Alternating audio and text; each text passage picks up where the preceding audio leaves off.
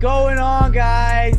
Happy Gravy Day. It's Past the Gravy, episode 521. 521, I think, with Alex, Pat, and Robert. And it is Robert throwing the dab again. No, he's not. Cut that part out. Go watch it on YouTube. Yeah, I don't know what you're talking about. If I did anything, I think they would have to watch the video version. Yeah, YouTube.com. If I did podcast, go search it. If you did anything, go watch the video version. Calm down, OJ. On YouTube. This is a weird week just because this is my first day back at work, not to brag, but it's Wednesday, so I had Monday and Tuesday off, and it's just this does not feel like a podcast day. So it may be a short podcast, it may be a weird podcast. I'm feeling weird podcast vibes. It doesn't feel like it's been a week. It doesn't. I feel like we just did podcast 2 days ago. Plus, after work Tuesday, I drove up to my parents. I drove back this morning. So I don't do that in the middle of the week ever. It feels very weird. Yeah, it's throwing me off completely. Today I felt like it was Monday the entire day at work, and then I was like, it's not Monday. Wait, no, I drove up there Monday, not Tuesday. I was like, wait a minute, that sounded like a quick turnaround. Days don't even make sense right now. It's like that. Whenever 4th of July happens, you just forget what day 4th of July is, and you're like, well, I have 4th of July. It's today 4th of July, because I had Monday off too. I felt like Monday was 4th of July for part of the day too, and then yesterday didn't feel like 4th of July, even though it was 4th of July. It was all crazy, and when 4th of July is on a weird day, it just fucks up that whole week, and that's exactly what it's done. So hopefully this is an entertaining podcast. I feel like it will be. It just may be quicker or more off the rails, because we usually will bullshit for a little bit. This was an all-time short bullshitting session for the podcast. We were just like, y'all want to roll, boys? Let's go. Yeah, I didn't want to say anything to bring that up, because then that would have started a 5-minute conversation before we started. But yeah, dude, we're streamlined today. I was by your people, Pat, and by your people I mean river people this week. I went to New Braunfels for my brother's bachelor party, and I know you went to, I know you lived in San Marcos. You went to Texas State, so you were a river person, because you knew how to deal with the rivers. River people are just a different breed of people. It's just a different breed of people. I'm not at all a river person, but they just know how to handle it. It's camping people, but dirtier, and I don't mean dirtier in a bad way. It's like NASCAR people, but camping people, NASCAR people, where they're like, oh, hell no, bro. What you got to do to tie your cooler off with this? You got to get this hook. It's going to go over here. It's not going to pop the cooler right here, but if your cooler breaks off right here, don't worry. This is going to insulate it a little bit. Everybody has 18 different things when they go to it. Be like, shit, dude, you didn't bring a dry bag? I'm like, no, I didn't know that. I just left my phone. Bro, you could have brought a dry bag. You could have done this. You could have had all this stuff. No, I'm not going to do that. There's a whole other level of river people, and then there's the level of river people that were across from us. We stayed in a cabin, not to brag, I'm not trying to pour shame or anything, but there's a whole group of just campers that were also the river people, and the thought of riding along on a river all day and then just going back where there's no AC and it's just sweaty and hot, and that's just your next few days. Brutal. That sounded brutal, and that might be why I'm not really a camping guy in general, but a river camping guy, not it at all. Yeah, there's different kinds of river people. There's the camper, like you said, or outdoorsy person who has all the different types of things, the dry bag. There's the party river people, who are just we're just here to down 47 beers. I'm just trying to get fucked up and then float down the river. There's it's almost like a California lifestyle, the people that just want to get on the river and completely zone out and just lay back and relax. I'm kind of a combination of that and the drinker.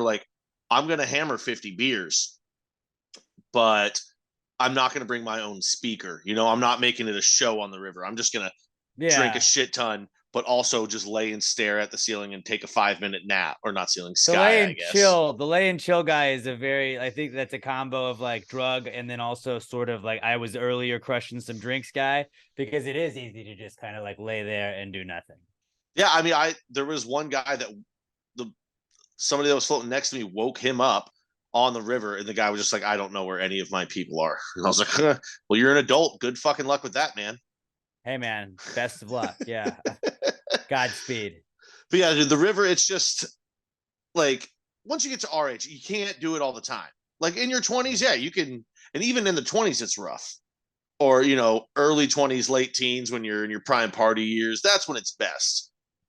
After that, it's like once every 3 years. I mean, the boys will get together and do a float. But now you're older, your temper's shorter. There's always one person in the group that's like, I lost this. We got to go find it. No, that's not what the river does. You get on the river takes, it and does then not you get get off the back. river. You don't stop and backtrack on the river. You're literally working against nature. You're trying to walk through water the other direction. That's not how life works. You just got to go with the fucking flow, man. And people don't know how to time the river. And I'm not saying I am an expert either, because I got there, everybody had gone tubing that the Friday I got there, and they went on like a 5.5 hour float. We went on like a 2.5 hour one on Saturday. But like, I don't think most people are prepared for a 5.5 hour float, because Nope. they're saying like, well, yeah, so-and-so and so-and-so were drinking some liquor on the way there, and they were fucked up. They were really, really fucked up when I got there, and we're able to bounce back eventually. But it's like, that's a long way. And like the river, I didn't realize there's like, you have to, like, there's some walking you got to do sometimes. So like, if you're just passed out, you can just get stuck on those rocks and like not be moving at all for a very long time. Mm-hmm. So it makes a lot of sense as to like, wow, you found the guy that was just passed out on the tube. It was like, I don't know many people, it's like, you could have just been sitting like basically still for 3 hours if nobody came back looking for you. The crazy thing is he didn't like seem super fucked up. Like he wasn't slurring his speech or anything like that. Sometimes you just need a little nap. But like, yeah, I don't know. Maybe he was being super annoying. So when he passed out, everyone was like, whatever. And they just ignored him. And then they looked up and like, oh, fuck, he's gone. I do think that's how people wanted get to left. ditch him. I absolutely think it's like there's a certain point where like you're like, we got to keep circling back to this person, and then eventually like they're on their own. You know, we've taken them long enough, we've taken them far enough, and then I think there's the people that like they probably are the annoying people, and then when they get passed out, you're just like, distance, see a little distance. Yeah, being the drunkest. Luckily, I've never been there. I've always controlled myself well on the river. I was really proud of myself, and I was very aware of like, don't get wasted. Yeah, like just crush beers. Like I don't understand why you would go with liquor on the river. When I was younger, just right, but like we were adults. Like we were, you know, all of us have jobs. All of us were doing this stuff. Like we weren't college age this weekend, and it was like I felt like the Saturday I went, like everybody was responsible. Like we just got rowdy, but like it was just beers. Good time rowdy. Just like going liquor is just 0 to 100 in the sun too. Like you're just asking for trouble. Yeah, I mean, I probably still would a little bit. I don't want to tempt nature anymore than I'm already doing.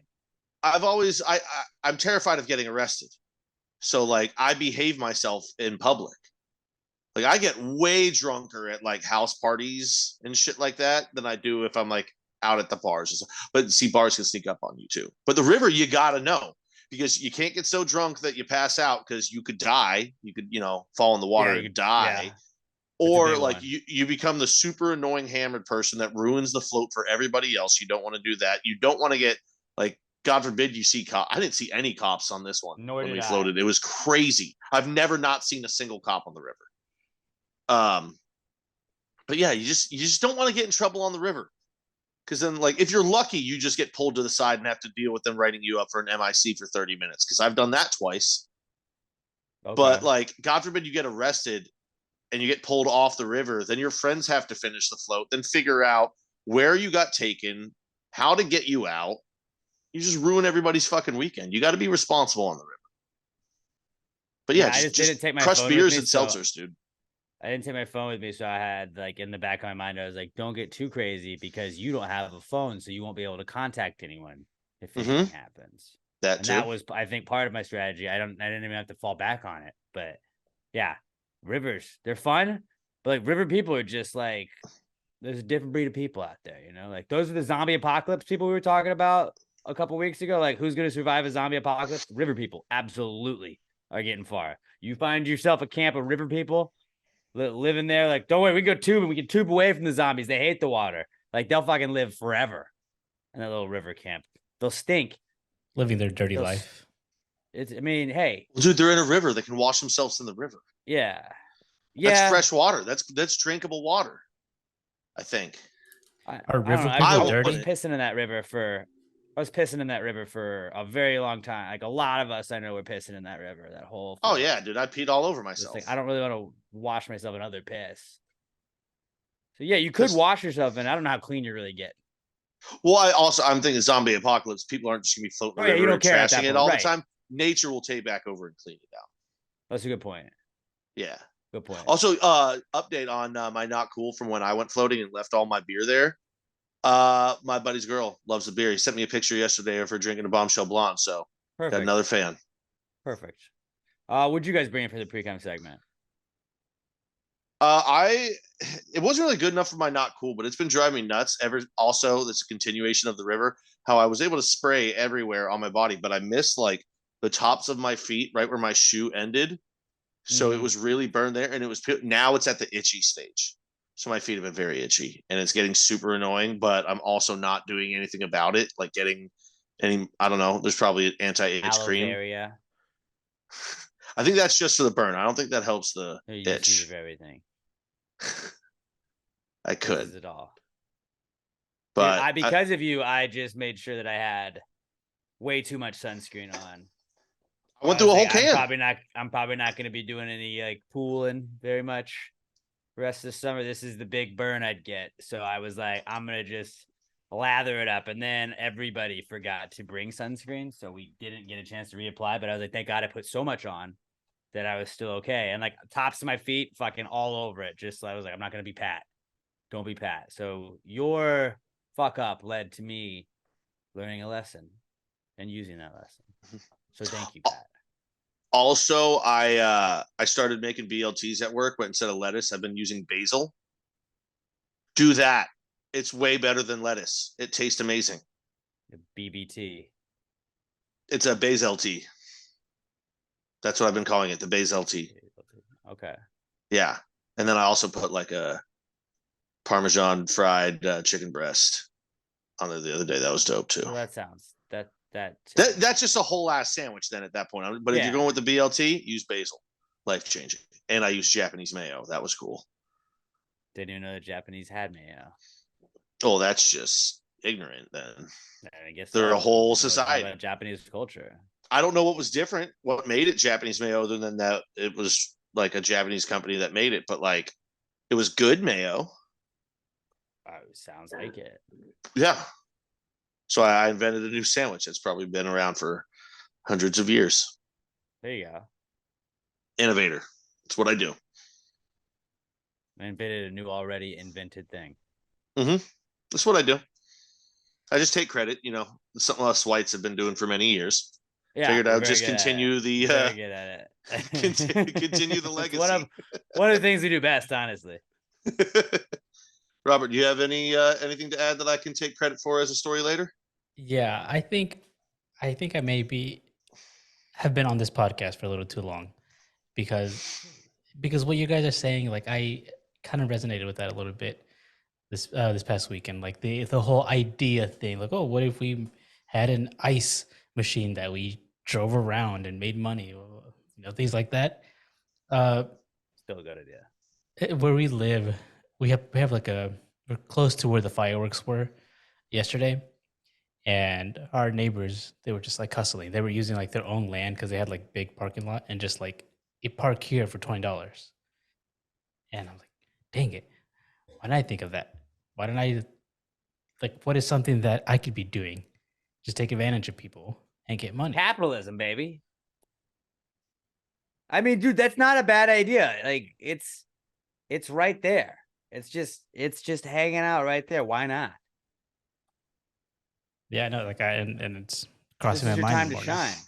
Like, what other events are there that are not just fireworks? I guess New Year's maybe, but nobody's. That's what I'm wondering. I'm like, what's something else that's coming up? Jump on them for New Year's. Yeah. What can you do is you start pre-selling them. And what I was thinking too, because I saw one of the bicycle people that ferry you. They were in this area too. Yeah, the pedicab guy. Yeah, pedicabs. I was thinking, oh, what if I do that? Like, what if I piggyback off what everyone else is already kind of doing? What if I do my thing? Like, I live here and I can just go there, then come back. Go there, come back. Not a bad idea. And like pedicab always seemed like a solid gig because all right, you get tips, but then also you're getting in some wicked shape, dude. Yeah, your calves are gonna look sick. Like, why go to the gym when they're paying you to work out? It's like a Peloton, but instead of having to pay monthly for a Peloton, people are paying you to just take them from the one place to another. You want to take the more hilly route, you know where the routes are at that point. At a certain amount of routes, like, oh, we can go this, we go left, then right. That's got to go up a hill. Yeah, and if I'm feeling a little make your money tired, work for you. Yeah, I have an e-bike too, so maybe just Oh. use that. Is it obvious that it's an e-bike? I don't think so. Like I think there's a 'Cause that's what you battery would want on to it. conceal. There's a battery on it, but I think people aren't looking at it too Who closely. cares? They don't care if you're actually pedaling. They just want you to Right, no, but you transport want to them. make it think like you were pedaling hard, and like just like if you get a little swerve out, I wouldn't give a shit whether or like- not I was being pedaled. I just want to know that play I'm the getting sympathy there. card. Oh, I'm very sweaty because I've been pedaling so much. Who cares that I really wasn't pedaling that hard because it was an e-bike?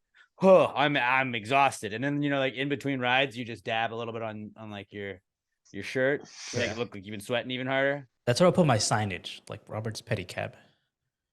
Dude, But you're like little Venmo square. Absolutely free advertising on this podcast immediately. All right, like you got a free ad anytime you want.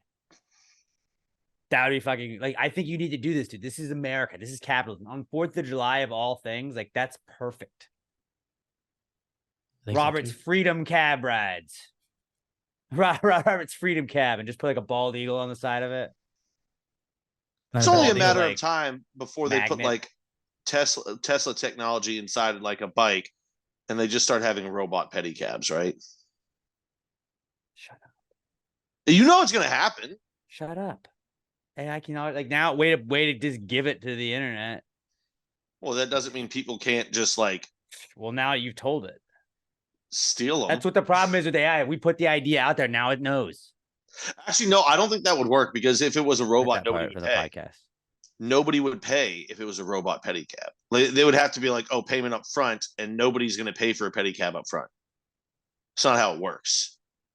And if it's just a robot, I'm walking off.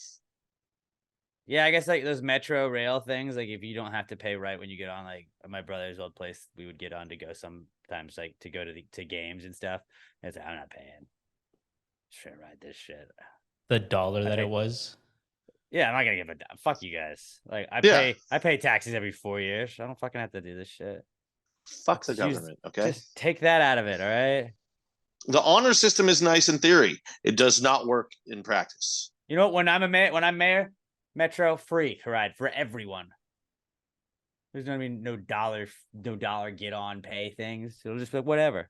If you feel like donating, we'll say that money goes to charity. We could go St. Jude's. St. Jude. Donate that money to St. Jude because we care. When I am mayor, Sheila Jackson Lee probably pocket it. I don't know. I'm just saying. For sure.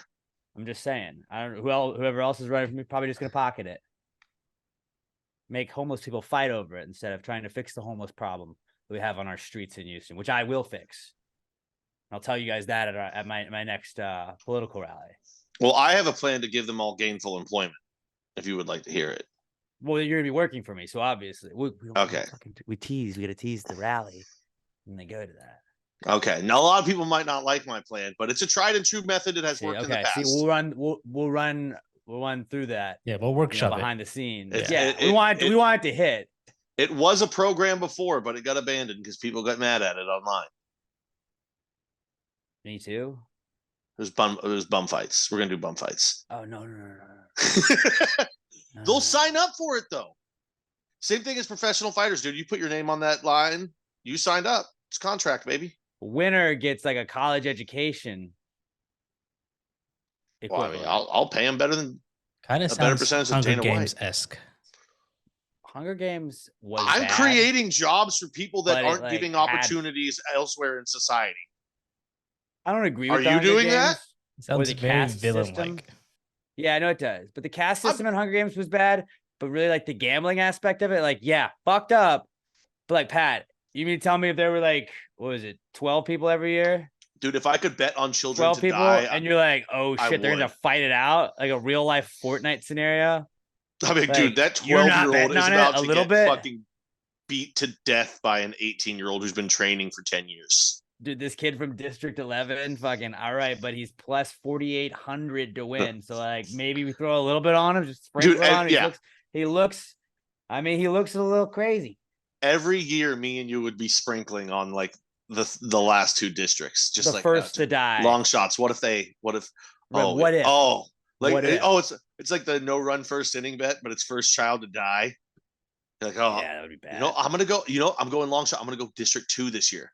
I think one of them's gonna be too cocky and slip up. That's what my opponents actually want to do. Is have a Houston Hunger Games. I am against that. Yeah, we're not doing it with children. Sheila Jackson Lee, Robert. what are you doing? We're doing it. It's all consenting adults. I'm not trying to get rich off this, by the way. Like I'd like to see I'd like to see a little bit of cash for my effort, but if I don't get any, and we're just giving jobs and entertainment to the people, I'm okay with that. I'll just take my government salary as Robert's or Alex's chief of staff. Well, you know what I'm saying. Yeah, that's what I'm saying. It doesn't need to come from this. I'll get it elsewhere. It's a little handshake deal. Money's definitely not at that park bench in a brown paper bag. Allegedly, definitely wouldn't do that. No mayor in Houston would do anything like that ever. No mayor. God no. But yeah, please. If anybody has a chance to reach out to Sheila Jackson Lee, just be like, what are your comments on having a proposed Hunger Games, like many are saying you are planning if you are the mayor of Houston? Sort of asking her about that, and she's like, what? Just like let's like somebody that can make headlines, like Sheila Jackson Lee, Hunger Games planned for Houston. Like let's make her start having to answer questions saying that she won't have Hunger Games in Houston if she wins, because until she says she won't, I'm gonna assume she will. I can't wait to make a negative ad. I'm so excited for that. Sheila Jackson Lee, pro Hunger Games for the poor. Me Newport. We're basically just gonna rip off Parks and Rec, and it'll be great. 100%. 100%. All right. That was our Precome segment, huh? Mm-hmm. How about that? In just 20 minutes, Robert. Here we go. One beer down. What do you know? Let's move on to the Comeback Kids segment. Tell you what's back in the news for us. It's brought to you by our good friends at Southern Star Brewing Company. You know, I went down to the river this weekend. Obviously, I had to take the boys some Southern Star Brewing Company beverages. We just went bombshell blonde and strawberry bombshell blonde. Tried to keep it simple. Everybody loved it. I love on the river, like people, what is that? What you got? Oh, it's a bombshell blonde. Would you like one? Here, have one. People were trying it. It was awesome. The only people I did not give it to were the people who were wearing a Dallas Cowboys hat. I was kind of tied off near them for a second, and they were like, "Oh, you're a Giants fan?" And I was like, "Yeah, cool." Like, "Oh, we're Cowboys fans." I was like, "Fuck you, I'm out." And I ran into Bears fans on the river. I had to separate from them. Sometimes you just got to cut bait when you got to cut bait, you know. It wasn't anything personal, except it absolutely was personal.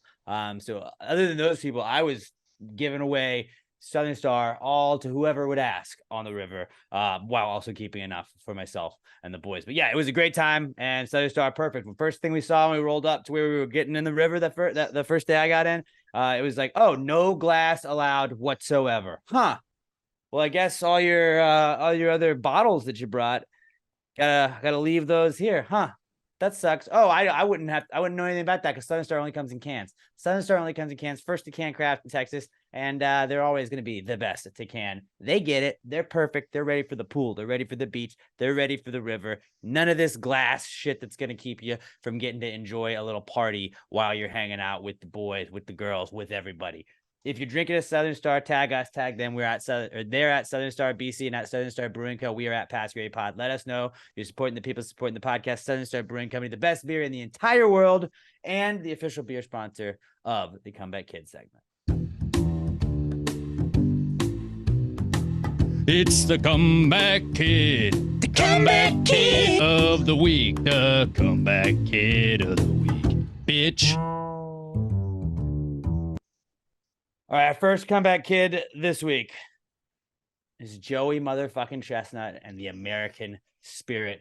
Boys, just what a time to be alive. What a time to be alive. We have now seen 2 streaks of 8 consecutive years winning the Nathan's Famous Hot Dog Eating Contest. Yeah, he had some shit go down. He lost it in 2015. Whatever. He won it 8 straight. You know, Jordan did the 3, took the 2 years off, let the Rockets get 2.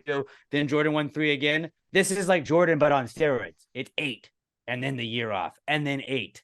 16 Nathan's Famous Hot Dog Eating titles. Like, tell me he's not the greatest athlete of all time.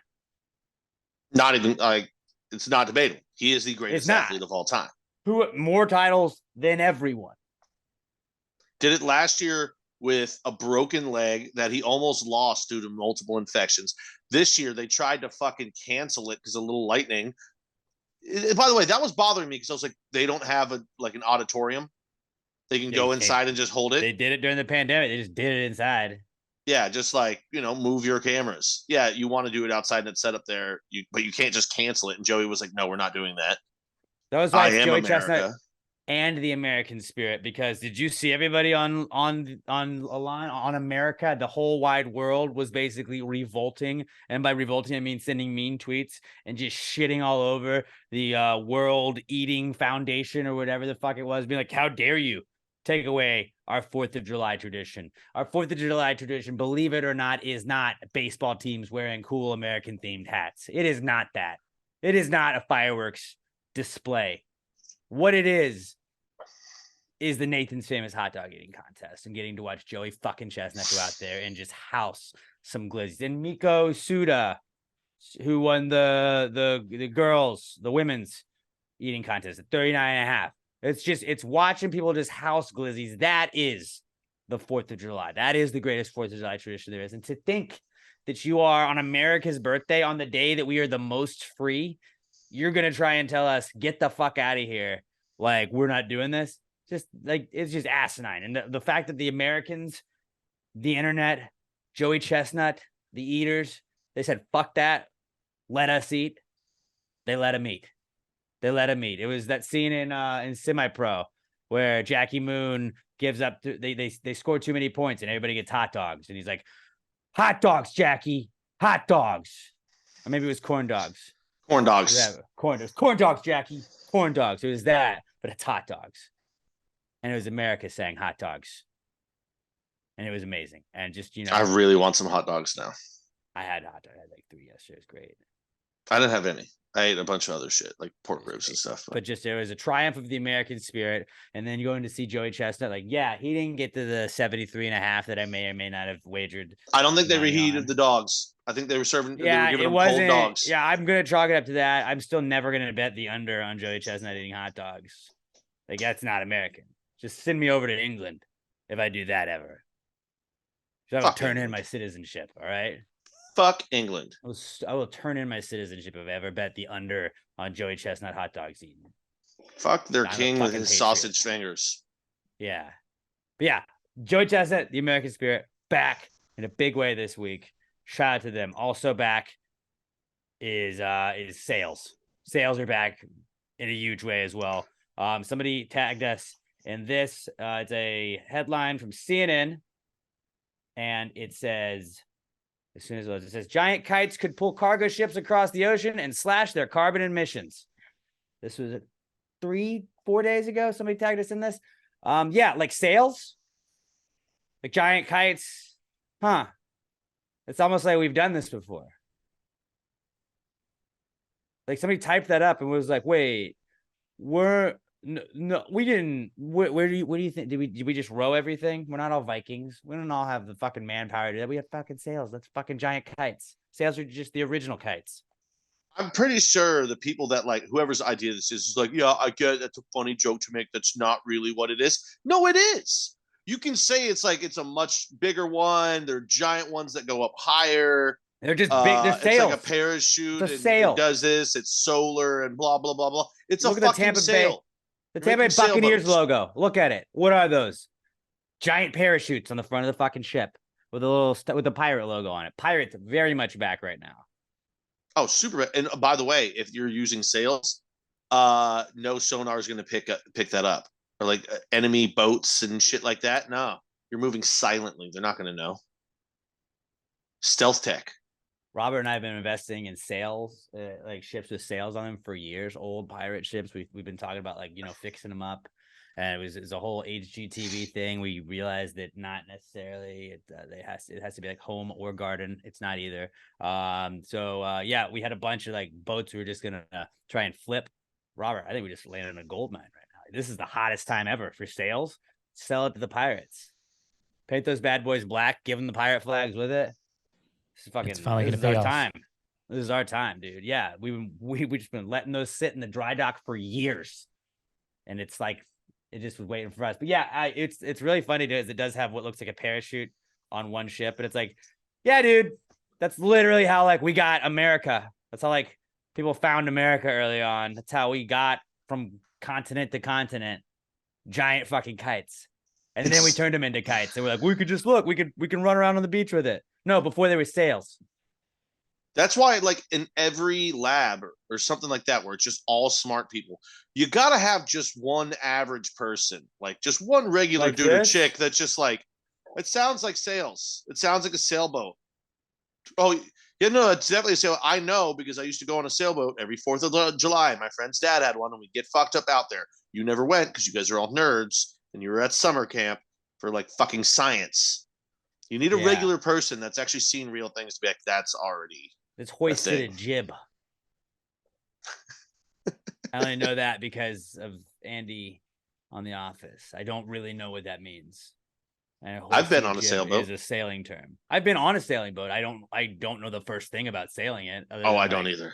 Turn the sail the way that you want the wind to move. I don't know. I just let think my uncle do all that stuff. I was like, I'm not touching anything. Yeah, sails just let the wind do its job. That's really what it is. But they're very much back. And that's why, like, with like this being back and then them being like, man, they're just giant kites. No, they're not. Like, I've been sitting on this take for a couple of years now on this podcast. I said it on this podcast where like malls are gonna make a comeback in like a huge way where they're like, dude, it's like Amazon. It's like online shopping, but in person. Like, yeah, man, that's been a thing. No, it's in person. It's all in one area. And It's going gonna to be food like in the middle, and like you eat dinner, you have lunch, and then go shopping again, dude. Yeah, no, we've had those. They're it's gonna called be malls. just a bunch of hipsters. You go see movies. You go see movies in some of them, and then you go shopping, and then you could get lunch.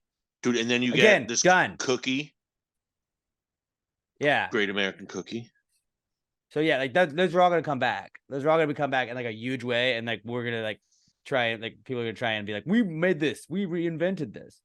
Like when the people tried to be like, it's like a movie, but for your car. It's like, yeah, no, it's a drive-in. They've already done that. I've always wanted to go to a drive-in. It seems fun. Cool to go to once, but I feel like I wouldn't be like, we need to go to this all the time. Because on the ones you have to like turn your car off, it gets hot. See, that's my problem is being in Texas, I don't think it would really work as well. Because it's like, oh, you need to roll down your window to grab the speaker and put it in your car. You're like, but it's 96 degrees outside. I can't leave my window down. They'll just be like, turn it to this radio frequency. So like you'll just turn it to a station and that gives you the sound so you can keep your car on, but then not everybody wants to keep their car on. Yeah, I wouldn't want to keep my car running for the 3 hours. Yeah. So you just kind of turn it on, then turn it off, then turn it on, then turn it off if you want to. I think I've been to like 2 or 3. I saw Wild Wild West when I was a kid at one like near Waco. It was pretty wild. I remember like I was a kid. I said wild for Wild Wild West. That was not intentional. Sure, it wasn't Wild Wild. It was not wild. It was just wild. But I remember as a kid thinking it was really cool. And that was where you had to roll the window down and they had the box that played it. Yeah, I mean, now I've there's been like to 2 one weeks that- a year you can do that in Texas. Thing like that. Yeah, it'd be good for like a winter weekend. What if you bring did a some drive-in blankets? movie theater, but it was like inside? Yeah. Over by me, they have it's like rooftop cinema club where it's like it's on like a parking garage basically, and on the roof of the parking garage they've got like turf and stuff, and they give you headphones, and you can go sit outside and watch like a Breakfast Club or like some classic movie. Like I've wanted to do that, but like every time you look at the schedules for it, like it fills up so fast. So like that and I've always thought like, oh, that looks kind of cool, but then immediately my next thought is, but it's probably going to be really hot outside. I don't want to just sweat my ass, or it's going to be super fucking cold. Not a lot of the time, it's just good weather to sit outside for extended periods of time in Houston, because even if the weather is nice, you're probably going to get eaten alive by fucking mosquitoes everywhere. We live in a swamp. Which is a very strange place to build a mega city. You know what would be like a niche thing we should try and make our own of and then bring it back is just silent films. Just like get Robert to film you and me doing it. Because like they were like 5 minutes. Charge people like $2 to come watch like some video that Robert made of like you trying to play a prank on me and like really quick, like black and white stop motion. And then like we'll just get some weird like piano track and then be like and You know what then the weird just thing be is like, oh, that's wacky. they have been brought back already, and this is going to sound weird. They're silent movies, but with background noise, because that's all TikToks are half the time. It's just like a song playing, and then someone acting shit, but they've just written the words on the fucking screen of what they're doing. That's pretty much a silent movie. They just happen to have a song playing in the background. There's one that I am not proud of the amount of videos I've watched of it, but it's a dog that they just like own. They're like the owner's like, and I woke up and boy, oh boy, was I excited to eat the food that my mom made, blah, blah, blah, blah, blah. But like now like it's got the TikTok voice that like people can just use. And I just associate with the dog voice. So anytime anybody makes a TikTok video where it's not them narrating what the dog is doing the day, I just move past it. Yeah, you can't. Like, I don't want this content. You're not the dog. Fuck you. We've all agreed that's the dog sound. That is the dog sound. How dare you use that? All right, suck, I don't use the scary voice guy to do other stuff. By the way, our TikToks were fucking lit last week. I don't know if you saw it, life hacks. Our YouTube fucking numbies, the little YouTube shorts through the roof. Mm-hmm. Great job, Bobby jokes. I feel like people just are looking for life hacks. You know, if you got any fun ones, let us know. Let us know. Life hack. I've heard that if you get those really, really small rubber bands, and you've got skin tags, if you just like put that around it, they'll fall off. Sounds painful for some reason. I've never done it. I've heard that. I just panicked trying to think of one, and that was the first one that popped into my head. So I got one. Here's the life hack TikTok. You looking for a no? That was fucking. Sorry. Ready. We got to get a nice clean clip here. Here's a little life hack for you, TikTok. Trying to spice up all those silent movies you've been watching? Add sound. Yeah, clip that. Perfect. It's brilliant. So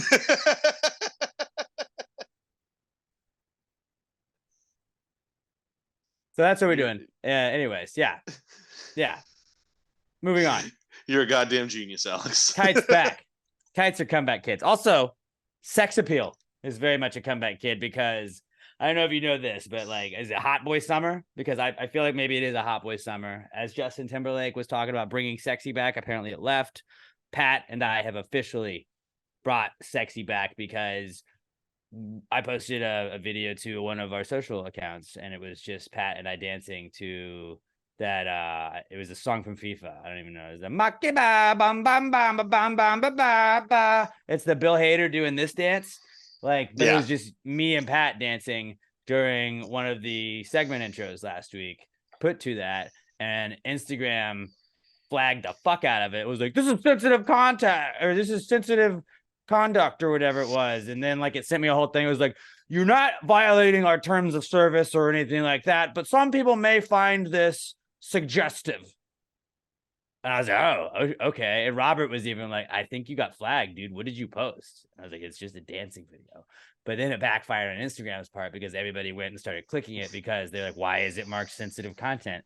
And then they were just like, it's just two dudes dancing. We're too sexy for Instagram.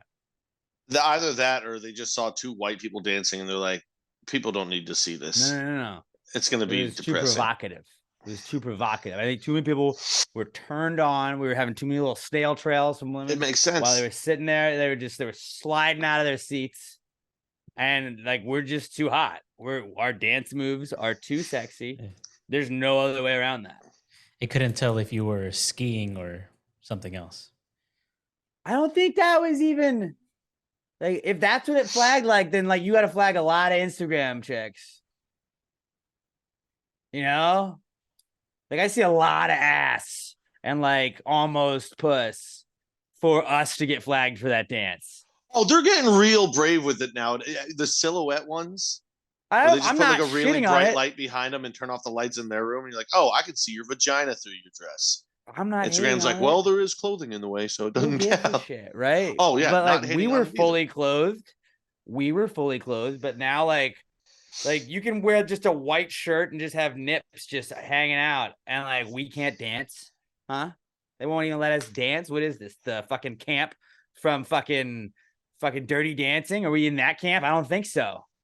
Just trying to Feels keep the like white it, man though. down. This house is a fucking prison. I'm playing bullshit. I mean, Alex, when you look as good as us, people are gonna hate. You know, not everyone can just rock the "hey, the back of my head looks like a shaved testicle" look, but I can. Okay, and that makes people jealous. It really does. And it's telling. And I think a lot of people were very supportive of us. They were supportive of us being able to dance freely. Instagram, not so much. So what the fuck, Zuckerberg? Maybe I'm Team Elon in this fight now. Oh, I've been Team Elon in the fight. I'm on Team Elon. Now, I had not made a decision, but I think I'm on Team Elon. This is the only time I'm ever gonna like go against the machines because Zuckerberg is an android. There's no other explanation, but I'm going Elon on it. He's funnier. That's literally the only reason. He's a funnier person. Yeah, at times he can be. Other times, like, Plus, if they fought, he would destroy him dude. because he's like, oh yeah, no. He said, hey, funny people say dumb shit too sometimes. Duh. I know that. My best friend, I've said for years, 1 out of every 10 things he says as a joke is going to be actually funny. The 9 are cringe as shit, but that one lands so goddamn hard that it's worth it. Worth it, yeah. All right. How about that, guys? Huh? How about that? Okay. Last comeback kid we got this week is Blink-182 because I get to see Blink-182 this week and they're fucking awesome. That's pretty much just a selfish comeback kid. Oh, this is the one that you spent all the money on, right? Yeah, this is shout out Brooks Koepka for allowing me to do this, but I'm very excited. Like I've already gotten to the point where like I was on my way back from New Braunfels. That was all I listened to the entire way back. That's all I've listened to all week long. Fucking stop calling me during a podcast, people. What are you fucking doing? But yeah, super stoked about Blink-182 this Saturday. It's like, and it's like a Saturday show for a fucking awesome band. So like, I don't have to like do that. The like, oh, I'm gonna start to go to work tomorrow. I'm just like chilling. I don't have to go like work on Friday, then go and like figure it out. Like, it's just like all day Saturday. That's all I gotta do. And it's the original. Like Tom's back. This is just you're gonna cry. It's gonna bring back so many memories of childhood. I'm not going home, dude. Like I almost fucking cried when I saw him like 5 years ago, and it wasn't even Tom. Dude, that's our childhood right there. That was my entire junior high. Was playing Halo on this band and listening to the Mark, Tom, and Travis show on fucking repeat to the point that I can quote that entire goddamn live album. I love Blink-182. Favorite modern band of all time for me. Yeah. Classic is AC/DC, but see, I was trying to kill time talking piss, cunt, fuck, motherfucker, no, fuck, shit, cunt, piss, no. Shit, piss, fuck, cunt, shit, piss, fuck, cocksucker, cunt, motherfucker, tits, fart, turd, twat. Yep, almost got it. And then, of course, actually, yesterday, Saturday. Was it either yesterday or something? I was in. Oh no, it was this morning when I got on the road. Like the second song that came on was the blowjob song. It's a fucking classic. It's awesome. It's awesome. And Blink-182 is one of those bands. My brother was listening to them with me on the way back from his bachelor party, and he was saying like he was at work and was talking to one of his buddies that was listening to Blink-182 on Spotify, and he just had the Blink Spotify on. I told him first off we're an iHeartRadio family, so go listen to it on iHeartRadio. But he said that the like it's Christmas Eve, I've only got 2 fucking presents. Christmas Eve, I only have 2 fucking presents. And my grandpa just said 7 fucking hot dogs in it. Shit his pants. He's always fucking shit his pants. And he was like, we were just talking, knowing it's Blink-182, and somebody came in like, what the fuck are you listening to? Like, oh, it's Blink, and Blink-182 is like the most awkward. Like, oh, you don't know? Yeah, never mind. You're not gonna get that song. Oh yeah, no. A lot of it's gonna be extremely childish. Like when your parents would walk in, you're like, hey mom. Sorry, Mom. I am listening. No, to they song were just reciting curse words. Says they were. It would be nice to have a blowjob. That is all of the lyrics of the song, Mom. He's a simple guy. But yeah, very excited to see Blink-182, and that'll be a lot of fun. It's a really selfish comeback kid to end it with, but shout out me for going to see Blink-182 and anybody else. I know there's some Gravy Gang going to see Blink. as well. All right. Moving on to the not cool segment. There are a lot of things in life that are not cool. Most of them, though, are when you have a smelly car. Most of them involve having something that just fucking stinks. And one way to get rid of that is to get a Little M air freshener over at littleemshop.com, littleemshop.com, littleemshop.com. You got a little bit of this, a little bit of that. You don't want to be that guy or gal driving around with one of those stupid little fucking black or yellow or red or green or whatever fucking color trees you have on your rearview mirror that work for like 2 days and then that smell fades away. You're like, oh, cool. Now I get to get another $4 that you want to head over to littleemshop.com, get a nice affordable air freshener.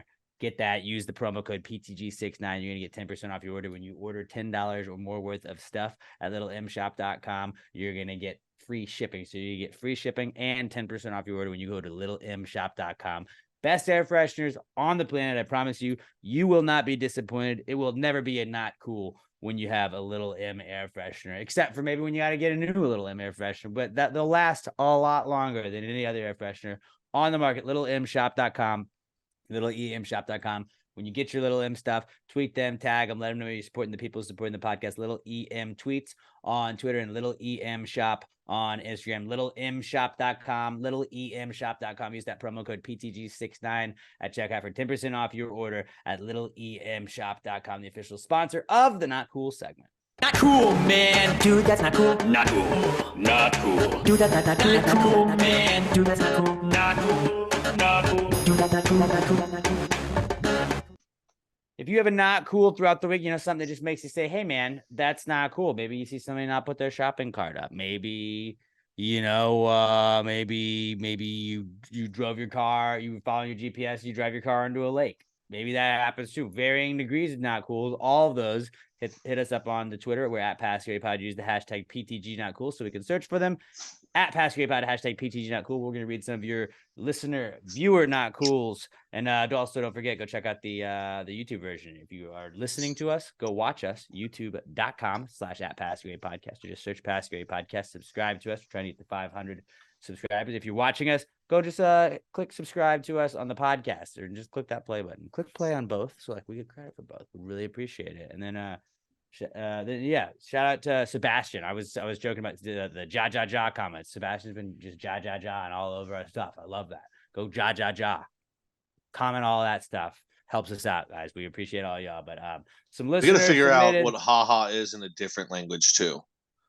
Like what's it in French? I just think it plays. Well, I know, but like once we corner the Jaja market, let's get another one. Mix it. Not abandon Jaja, but what's I don't want it to be German. I was gonna say German. I don't want it to be German though. Of course you do. French is just ho, but I don't know how to spell that. French. It's just croissant. It's just croissant emojis. We'll get it. But shout out to Sebastian for the ja. Everybody else should do that too. Our first listener submitted not cool from you guys and gals this week is from Glamour Perry at Glam4Life on Twitter. And Glamour says her not cool is when your car gets towed. That does suck. That does suck a lot. I mean, I don't know if you parked in a spot where you weren't supposed to park. It sucks no matter what. Even if you did park in the wrong spot, it still sucks. Honestly, that could be the worst of it. If your car getting towed sucks. If she parked somewhere where she shouldn't have, if she has any close guy friends like me, that's going to be the worst part of it. Is just all the women driving jokes that come from it. Because I would if one of my friends came to me and she was like, "I got towed because I parked in a non-tow, in a tow zone," and I was like, "Well, did you not it would be 2 weeks straight of just women driving jokes." Yeah, and it would not be fun. But just in general, 16, getting your car towed sucks. Like having to be like, my car's not here. Did it get stolen? Did it get towed? Okay. There's this sign in the parking lot that says towing goes to this. Let me call this number.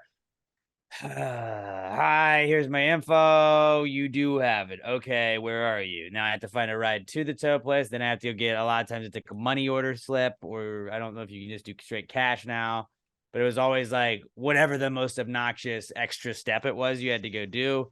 And then you had to go stand there behind the people waiting behind the bulletproof glass that are just berating the poor guy or girl that are sitting there like, you driving the excursion? Here you go. Yeah, no, I understand. You parked where you thought you could park. I don't know. I didn't tow your car. I'm sorry. I'm just here trying to. Yeah, no, I'm just getting paid a living to just give you your stuff back. I'm sorry. Like, that's got to be just one of the most like thankless jobs ever. Just getting yelled at by everybody that's mad. And I get it. You're mad because you got your shit towed. But I remember going with a buddy that had his towed, and like, it was just people berating this poor guy. And he was a fucking champ about it. Like, just like, yeah, I don't know, man. I'm sorry. Sorry about that. He's like, well, fucking, you better the parking brake better not be fucked up. Parking brake. He's like, I didn't tow it, man. I didn't tow it. I didn't touch your car. I'm just standing here, man. That could be a very fun peanut gallery activity. Like you and your buddies. I don't know if you can bring up, though. Oh no, if like, could I walk in with a 6-pack and just sit on the bench and watch it?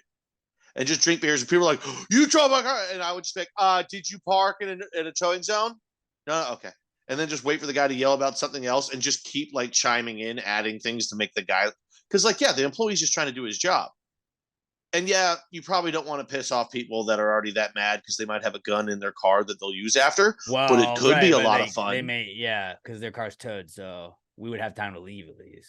But you're getting to make fun of people that are abusing somebody who's just doing their job. So the biggest asshole segment of the world, people that just abuse workers, you could be making their day worse. And to me, that just sounds awesome. That is a thankless job, though. Extremely thankless job. You're like, I'm just trying to get by, man. Because I've never heard a story of somebody saying their car got towed, and then at the end it came out, oh no, they were in the right. The tow truck. Yeah, no, they're never. No, you always parked illegally. You always parked illegally. Nobody's car that I've ever met has been towed. Has been illegally towed. And even it's if always it was, you fucked up. If it was, it's never the guy that's gonna let it out's fault. It's not that guy's fault. You have to resolve that with someone else. So it's like you yelling at this dude that's just like hanging out there. That's not it. That's not gonna help it or fix your situation at all, even though it may feel like it. What would be just hilarious is just be like, good one, dude. Way to stick through it, buddy. Way to stick through it. Don't let him get you down.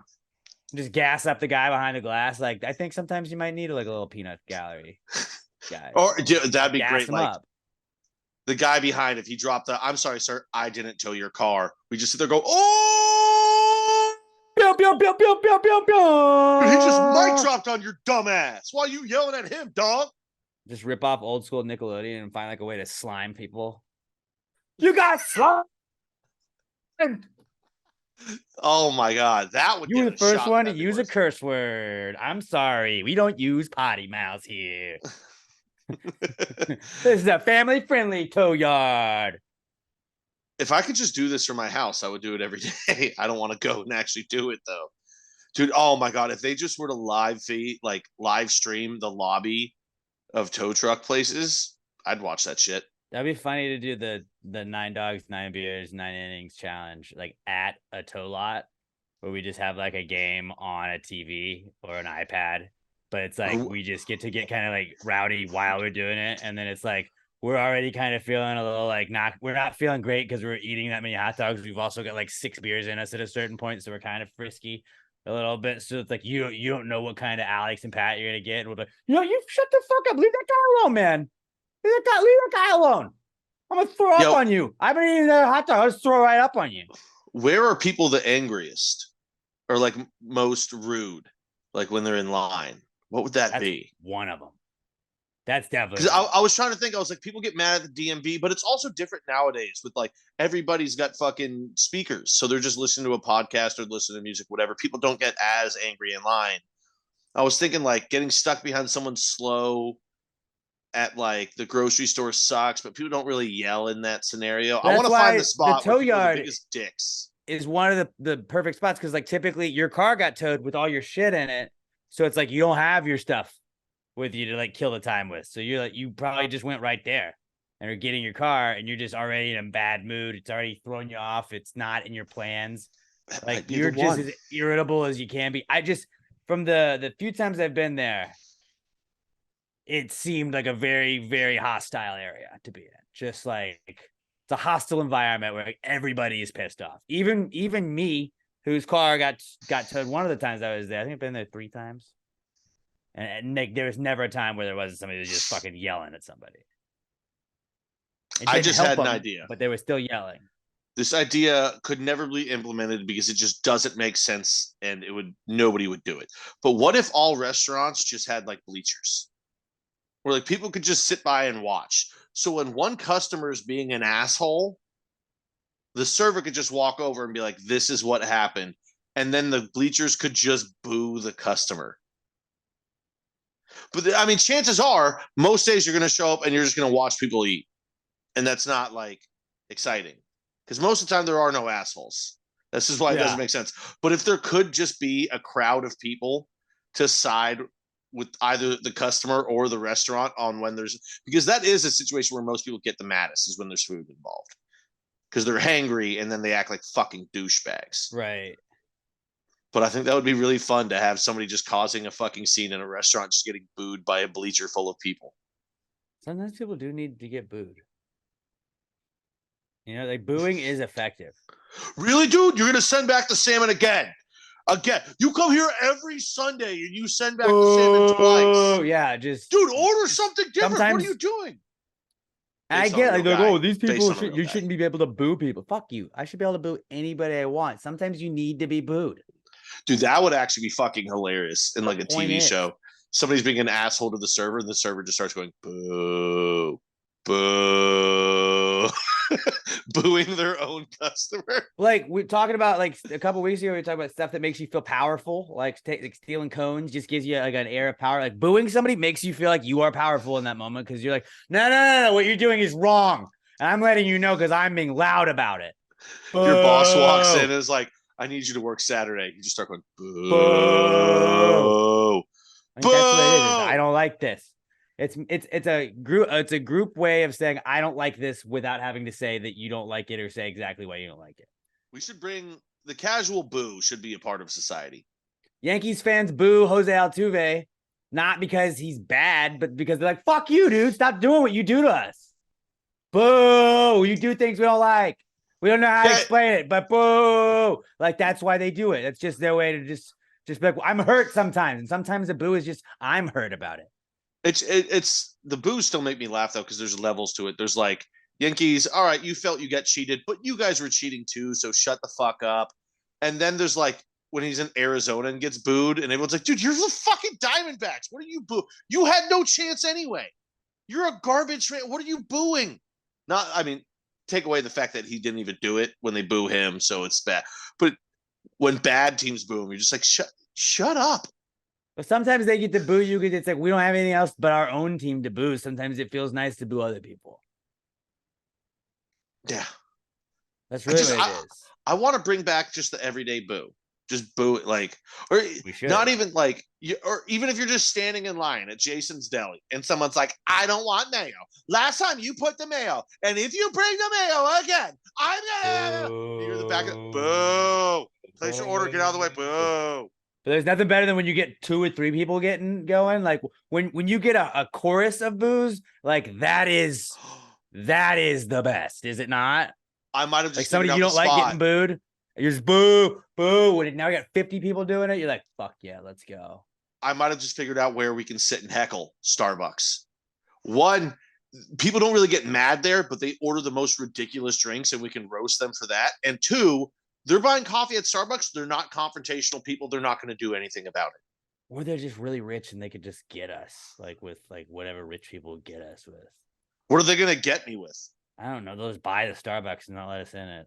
What are you going to audit me? I've never owned money in my life. I make no money. I live a very cheap life. I don't own. Never find me. Pretty much fucking anything, but I pay all of my bills. What's a rich person going to do to me? Oh, I'll get you fired. My boss fucking loves me. We're a private company. I can't be touched, dude. Rich people can just do crazy shit. I feel like Starbucks is like, you want to fuck with people like on their morning coffee? Like that's like See, that's also the perfect time. People are hot because they need it and they're cranky. But like, I need 2 pumps almond, 1 pump mocha, 1/2 pump caramel. I definitely only want skim milk. Do not put full milk in my. And you're just like, shut up, lady. Everyone thinks you're drinking a coffee, but it's really just loaded with liquor. It's 9 a.m. You're having the fucking time of your life. Like, you can only boo people, like, not that they have like stupid orders, but the people that just start getting pissy with like the help. Like, that's the best part of your boo idea. The person that walks back up and goes, "This is skim milk. I want an almond." Boo! Keep it going. Keep it going. Keep the line going. Because the funny thing is, they think we're booing the baristas. No. We're booing you. Shut up. It's fucking milk. You can't taste the difference. By the way, if you can taste the difference, you don't have enough coffee in your coffee. You're putting too much other shit in it. You don't like coffee. Just take a caffeine pill and go about your fucking day. I would love to just go behind the counter at Starbucks and just push like a bunch of different, like just hit a bunch of different pumps and just be like, this is what I made. What is it? And they're like, that's all just sugar. It's just 27 different kinds of sugar. And then there's a bunch of cinnamon and whipped cream in it. Well, that would be a good man on the street thing we could do. Just go to like the coffee shops and be like, hey, who's the biggest douchebag that comes in and complains about the coffee but keeps coming back to get it? They'll be like, oh, dude, we've got. No, they won't. But they're gonna be like, I've got 50 of them. I've got 50 stories of people being like, this is terrible. You fuck it up every time. Every day I come in here and you fuck it up. Why? Try a different fucking Starbucks, man. Or a different coffee shop. If every day they can't get your coffee right, maybe you're the asshole. Yeah, at a certain point. Like, I've shared this many times on this podcast. There was a girl I lived with, or I lived not with, but I lived next to my junior year in college. And she lived next door to me at one part when we moved in. And then a couple months later, she lived down the hall. So her and roommates didn't get along. And then after Christmas break, she lived in the other building because her other roommate, like her roommates were just bitches. All of her roommates were bitches. And I was like, women not getting along? What? Well, I mean, there was one roommate change in all of that. The other roommates didn't move. She moved twice, and the other roommates stayed the same. And I was like, I'm not just throwing it out there. You calling your roommates bitches, whatever. I know one of your roommates, but like, just if they all had an issue with you, then okay, one time, second time might be you. Maybe we start reflecting inwards. Maybe like the person that's like, maybe it's me the second time. I only attract assholes. Every guy I date is a loser. Every girl I date is just a piece of shit. They all cheat on me. I mean, like, if every single time you've had a breakup, if you've never had an amicable breakup in your life, there's one common denominator there. You're probably doing some shit that really fucking sucks. Now, cheating is one thing. That's just you're a fucking asshole. But like, if every breakup goes wrong, which is amicable is a cool word, amicable. Yeah. If every relationship goes wrong and it always ends badly, you're at least partly to blame. There's no way you're not even most of the problem. Especially if that's why Pat's a relationship expert. I am. Hey, you know what they say? Those that can't do, teach. And those who can't teach Jim. Teach Jim. Hey, I understand things. I'm just a miserable person to be around, okay? I understand. I would be horrible. You should just like try and give like dating advice. So, God, I wish we do have a I wish segment hotlines were still a thing. So that was from Glamour getting your car towed. Our next one, let's run through some. Alexis Garcia at Alexis Texas _ on Twitter says, her not cool is my coworker scheduling a flight for a work trip at the ass crack of dawn the day after the 4th. Okay. I hope you called her a bitch. Spin zone on this. All right. I get it. Nobody wants to travel when you're hungover. You're feeling fucked up after that. But sometimes when you're on a plane hungover, that is like it's awesome. You just get to, you're not going, you couldn't do anything anyways. You just, fine, I'll just sit here and just pass the fuck out. Like sometimes like in a spot where all you can do is pass out, that's the best thing to do. So it's like kind of, as long as you can get there, get through security, then just pass out, bro. You're good. There's a lot of people that can't sleep on planes though, no matter what. But that's why you go at your most like fucked up, like, oh, I just don't feel good. Oh, you just gotta just lay back and then just I'm out. I'm telling you. No, that sounds when horrible. I did that, Hungover on a plane Giants, sounds awful. You can't make that sound good to me. I did that Giants Texans game this year. Got out of the stadium. Went to shout out Mike Fish. He's got a question later in the podcast. But did I declare a Big Blue podcast with? Went to his house. He let us keep our shit at his house. We grabbed our shit, Ubered to the airport, got onto a plane. I passed out. Woke up when we landed in Houston. It was like awesome. And that was not a hangover. That was I'm drunk already. But yeah, that's like, what I was gonna say. That's different. Kind of like, but it was like that that post-drunk hangover nap is just about as good. Drunk on a plane, very fun. Hung over on a plane, dude, you hit a little bit of turbulence, you might vomit all over yourself. No, have you ever been hung over on a plane? Yeah.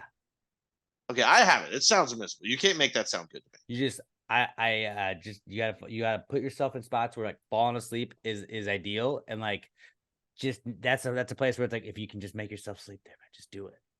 Just do it. But like you can't get comfortable. Like, I need a nap state. You just do this. You just fucking lean up against that. Bro, remember when planes would give you pillows and fucking blankets? Yeah, they were shit pillows and shit blankets, but they had them.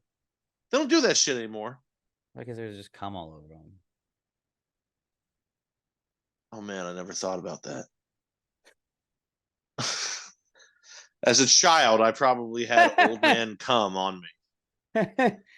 No, those blankets were dark blue though. Like if there was cum, you'd see it. You can wash it a little bit, but well, yeah, then it's washed out. You understand that washing gets rid of that, right?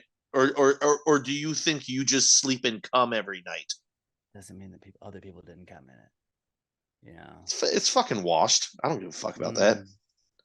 It's like that. I came across this debate the other day. If you have a sex toy and your relationship ends, what percentage of people are okay with that, like being used again? Like, can you wash it and use it again? Like, if you had a butt plug and you and your girlfriend broke up and you had one, you were hooking up with another girl.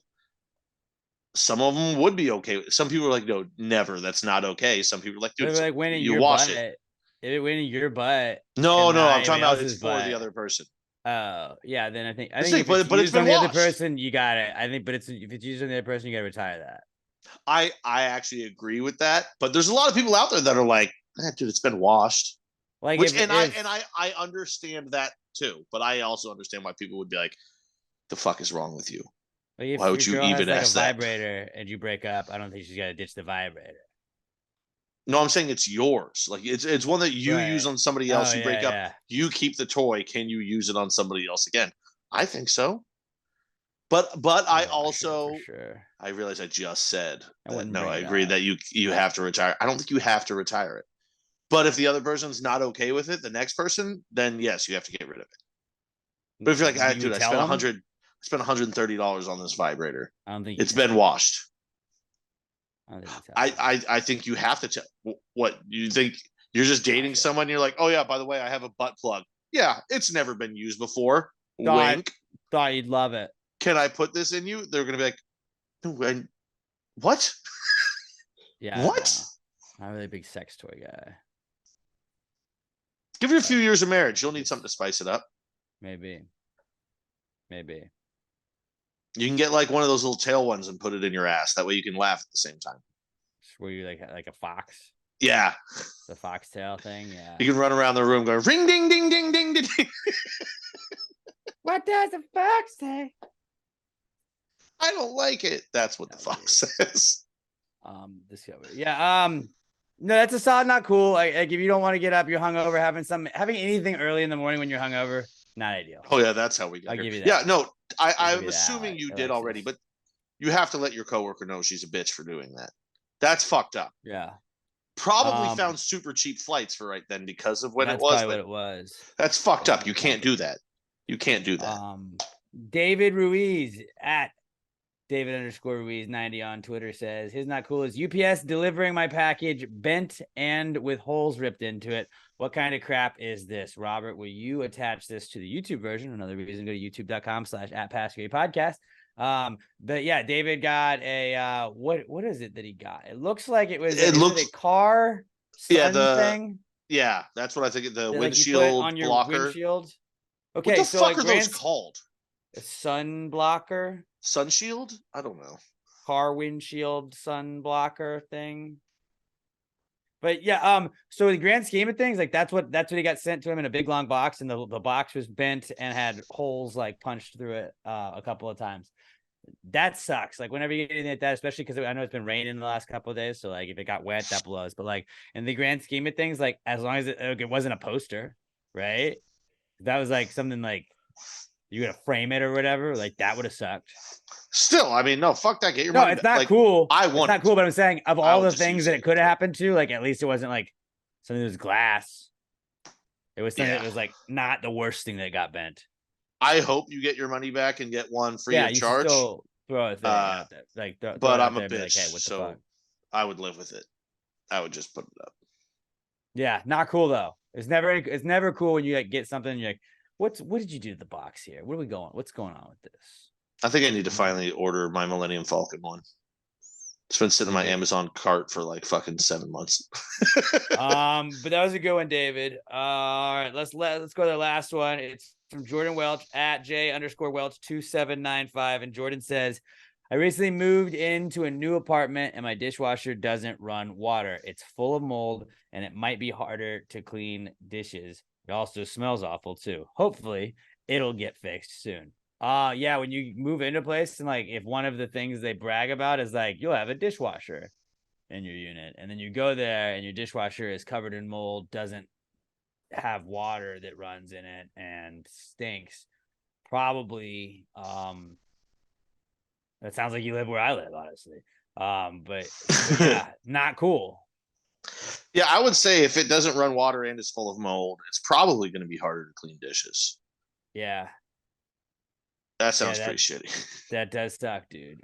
Just anytime you move in anywhere, like, and I know it probably happens more often than it doesn't. Like when you move into someplace and you've immediately got to put like a work order in or like a maintenance request in, it's like, even if it's like a legit one, and like you always wonder, like, I'm thinking, but this fucking guy's gonna hit me up every day. You're like, no, man, like it wasn't working when I moved in. Just fix the thing that I wanted to have when I got here, or else this wouldn't have been a problem. I mean, that sucks. Because in my head, I would just I don't care about asking for maintenance. Okay, I'm going to immediately pull this out. I'm going to bring it into my kitchen. I'm going to make them come up to my place. I'll be take the one out of the showroom and put and replace with this right now. And I'm going to bother you every but I know I just would hand wash dishes for like 6 months before I even put in a fucking work order because I'm a bitch and I hate fucking human. Work order is the easiest. I was going to say confrontation. I just kind of hate human contact, to be honest with you. If I don't know you, like I don't really like call.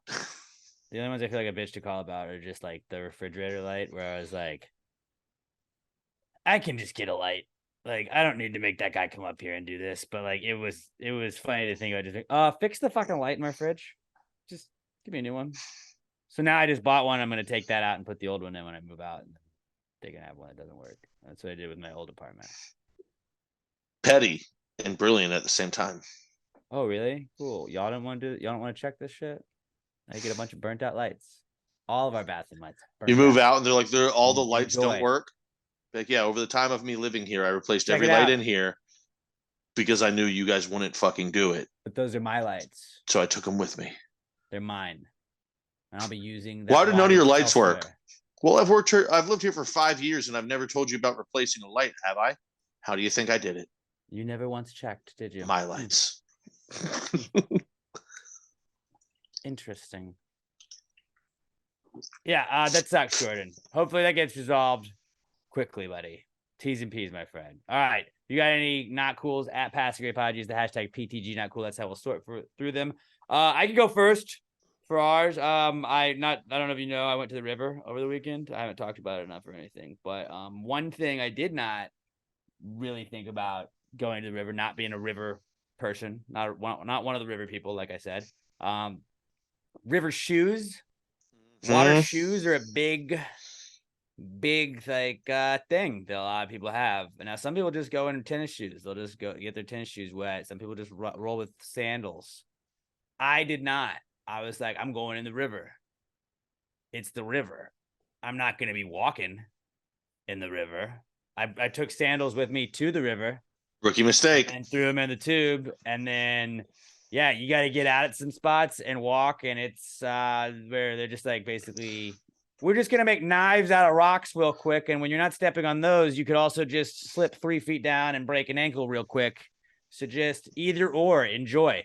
And which was really funny because like nobody mentioned like how fucked up their feet were at all. The whole day after we got out of after the float, we got to the house. It was cool because like our cabin was at the end of the float each time, so like we would just be like, oh, there's our house, let's get out there. And like nobody was like, oh dude, my feet hurt until the next day because we were drinking, and then we went out and we were still drinking, and then everybody woke up and was like, my feet really hurt, and I looked and there's just cuts and gashes, and it's not a pretty sight at the bottom of my feet, and just like it was really hard to my right heel just got the worst, and there's just a big gash like right on the heel. Like I didn't remember when it happened. There was never like a point where I was like walking and I was like, oop, that got me. It was completely like the next day I woke up, went to go take a piss, and like stepped down. It was like, ooh, what's going on with my foot? And then I looked and just saw how gross and dirty and cut up it was. And yeah, just, you don't really think about river shoes. You're like, I'll be fine. No, it's risky business, man. It's risky business. I guess if you didn't go to Texas State, that is something you just wouldn't know about. Or I guess just anywhere in the hill country. Yeah, it just seems so basic knowledge to me, because it's like they probably told us at orientation, like if you're gonna float the river, wear some shoes. Like, what if you just go enough? Like, can your feet just get tough?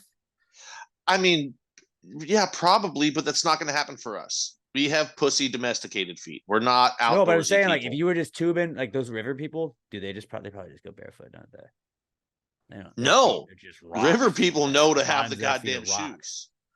Like, yeah, if you've got like an old pair of like sneakers that you don't wear anymore, and you're like, I just need to float the river, and you're not going to go back, just wear those. That's fine. Like if they're breezy, like running shoes, yeah, they're going to be wet. You're going to throw them away at the end of it anyway. Fuck it, get rid of them. Other than that, like, Crocs, or like, they have the slip-on like mesh ones. I used to always get those. A pair of fucking Crocs, you put them in sport mode, you put down the back one, you're good. It was a rookie mistake for sure on my part. Sandals is a super rookie mistake. I'll see people wear sandals and they're like, this will be fine somewhere. Well, I just was like, you're going to lose one. You're going to lose one. I didn't wear them in the river. Like, and we had like a tube that we just threw shirts and shoes and shit in there. But I was like, I just had flip flops. Was like, okay, cool. Like, I need these to get into the car, to get out of the car, to get down the hill, and then toss them into a tube until I get back to the house. And that's what I did. And then cut the fuck out of my feet. So, I mean, like, I didn't want to talk about it that much, but like Michael Jordan had his flu game. I've had my eye game. Now I've got my foot game. And I mean, just, lesser men than me, I think would have probably had to call the podcast off today. But I just want you guys to know that I care about you guys. I care about this podcast too much to not go through with podcasting. All right. And my foot is in pain right now. Some of the worst pain maybe I've ever felt in my life. Definitely not. But some pain. It is in some pain, and I'm playing through it. So just know that I'm doing that for you guys, the viewers, the listeners. I'm proud of you, dude. Thanks, man. But yeah, get some sort of shoes if you're doing the river. A little life hack. Hey, what's going on, TikTok? Don't want to cut the fuck up out of your feet? Maybe wear some shoes when you're rivering. I like rivering, not doing when you're rivering. Good term. So you're done. Yeah, that was mine. Just mine is I still haven't really started packing shit yet in this house because I'm a procrastinator. I know, like if I seriously just on a day off where I had nothing to do, if I woke up at like 10 in the morning, I could probably have everything I need to pack done by like 7 p.m. Like if I just hit it hard all day and didn't stop. But I'm a fucking procrastinator. I've done it my entire life. I never wrote an essay more than 8 hours before it was fucking due. You're not in your mindset to do it, dude. I'm the same way. Same way. I can't. And I'm going to start. But luckily, I had already started doing my garage. The problem is, it's just also knowing that like there's so much trash that has to just be thrown, and I can only throw out so much trash on the curb on Tuesdays and Fridays. Where it's like, well, I made one bag and there was already 2 from the kitchen, so that's full. No point of even doing anything else then. Instead of just compiling bags of like shit that could just go sporadically, I just still haven't done fucking it. But like now, that was why I went up to my parents. I got my brother. He's come back. He's going to be helping us over the next couple weeks, like pack and shit. But it's just like I fucking hate starting anything. I hate doing anything. I just want my life to stay the same always. No, and things are changing, and it's a pain in the ass. Like I hate when you're moving. Like I hate taking shit off the walls because when you take stuff off the walls, it makes it feel final, and then you feel sad because you're like, oh, I had all these things on the wall, and now it doesn't even look like I lived here. Well, no, but just like when you start taking shit off the wall. You see these things behind me? Those are literally the only things on the wall in my entire house. Well, see, like I live with my wife, and I have like a whole fucking studio shit. But like I'm like every time I've like lived someplace, I'm like, but if I take that down, then like, then where am I gonna put it? And like that's always like what I'm like. I'll take that down last, and like that makes me procrastinate, being like, well, I still got stuff on the walls, so really I don't really need to do that. But then that just makes you start packing up shit way later. Oh, I probably need to. So I got one of those wall mounts where it's like it's just a bunch of really small nails that go in across so it can hold up all the weight. And now I'm thinking, fuck, I'll probably need to putty those or something. Shit. Paint over it. Get toothpaste and then just paint over it. Problem is you never know what toothpaste is going to look like on the inside of the tube. I mean, you get like a couple of containers, I would guess, if you really want to try. See, I mean, I guess get 3, like what? Get the dollar ones. Worst case scenario, you're going to use them. Okay, here you go. This one's the most like my wall. Then you squirt a little bit of it. You use it like spackle, and then you paint over it. That's what we did in college. It was flawless.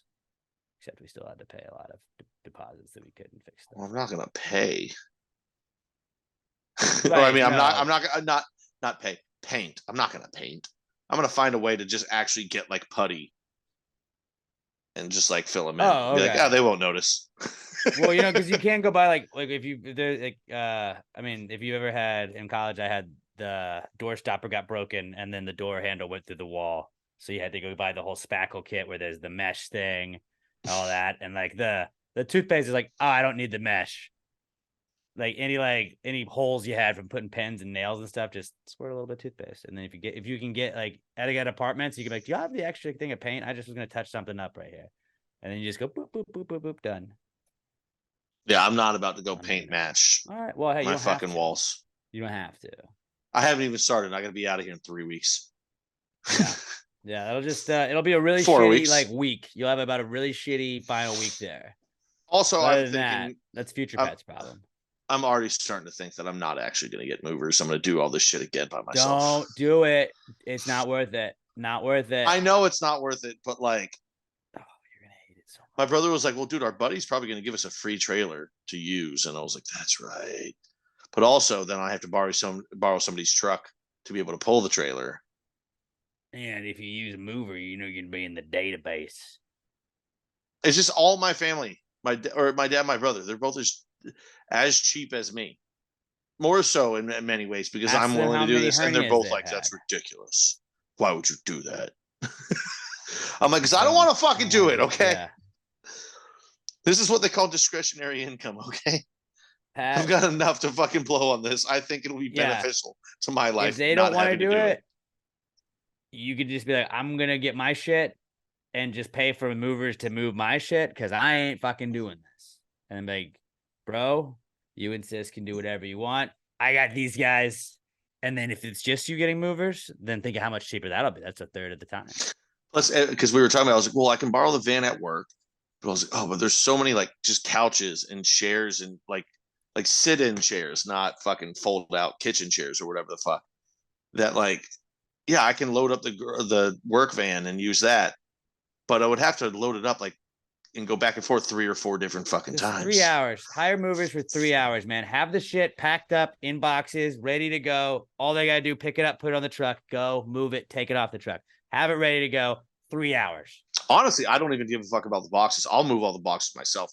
It's just like couches, chairs, tables. I don't want to do that setting shit there so you don't have to do it. The best part ever of moving for me is when I paid movers and I was sitting in my fucking apartment fucking with the Comcast guy because I'd got the Comcast guy to come out there, and I was like, "Don't worry, I got you, dude.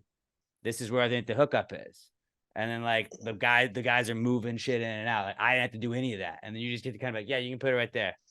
Yeah, you can put it right there. You don't have to feel bad because you're paying them. I get that. I'm just saying. Best. I'm just saying boxers are small. I don't give a fuck about that. I'm just saying all the big shit. I don't want to move big shit anymore. That's I'm right. so fucking just tired get of it. them to do that. But I'm saying if it's just the big shit, I could get them for just an hour. I don't need 3 hours then. You're always gonna pay them an hour more than what you think, because then you tip them based on you basically throw in the tip of whatever the next hour would be. Oh, so, like I'm sure, if they think you're gonna fuck with them, so like I would go in with 3 hours minimum being the plan, and then you can probably get it done cheaper than that. But then be like, boys, I'm paying you for 3 hours, all right? If we can get this done early, I'm paying you for 3 hours, and then they can go boom, boom, boom, we're in and out. Shit's gonna get taken care of. That's a good way to put it. And they won't want to break your shit because you're like, I'm paying you for 3 hours, boys. Huh? Shit's broken. Probably not going to pay you for 3 hours. Actually, the funny thing is they could break like 7 of my like chairs and like big things, and I would just be like, I don't care. I didn't want that anyways. Yeah. That's one less bullshit thing that I still have. Robert, what's your not cool? So Google started been doing this weird thing where like when I'm incognito, it asks me if I want to sign in to my Google account. When you're incognito, does that mean? No. Oh, incognito still gets tracked, dude. You know that, right? Yeah, but not associated with my watching porn. With my account. Yeah, I mean that's what I use it for. But yeah, no, that's crazy. It should never ask you to sign into your Google account if you're incognito. Yeah, I don't know why I started doing that. It's so annoying. I was like, no, I don't want to sign in. And that's not just annoying. That's somebody that's why I'm in incognito, bro.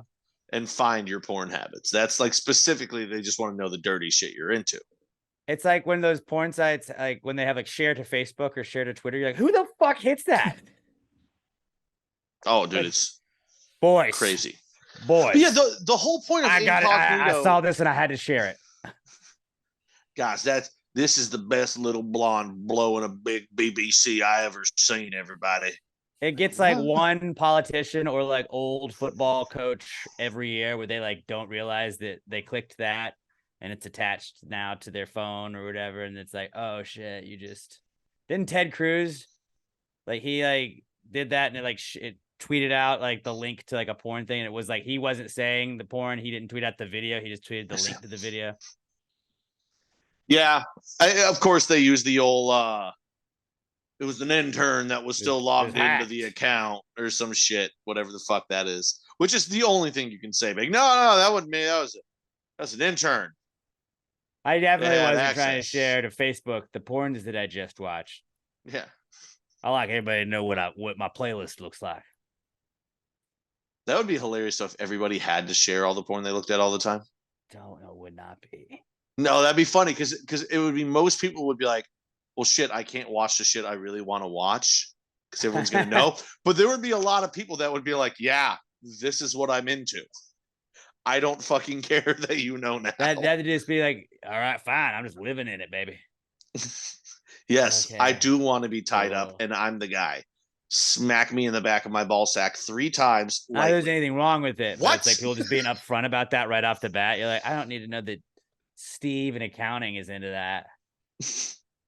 Like he's allowed to be into it, no problem. Not kink shaming. You do you, Steve. It's just weird that now I know that when I come into the office.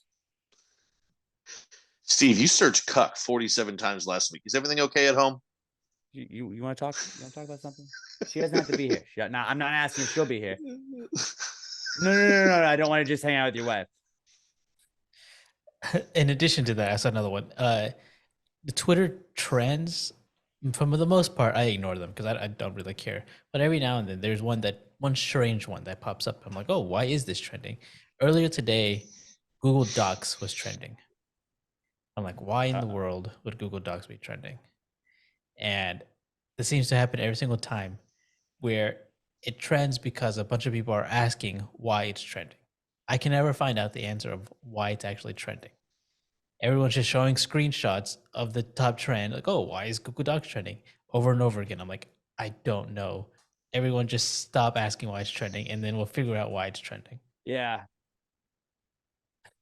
Yeah, I mean, I No, just looked that's- at the trending right now. The number one trending in the United States is Scott Baio.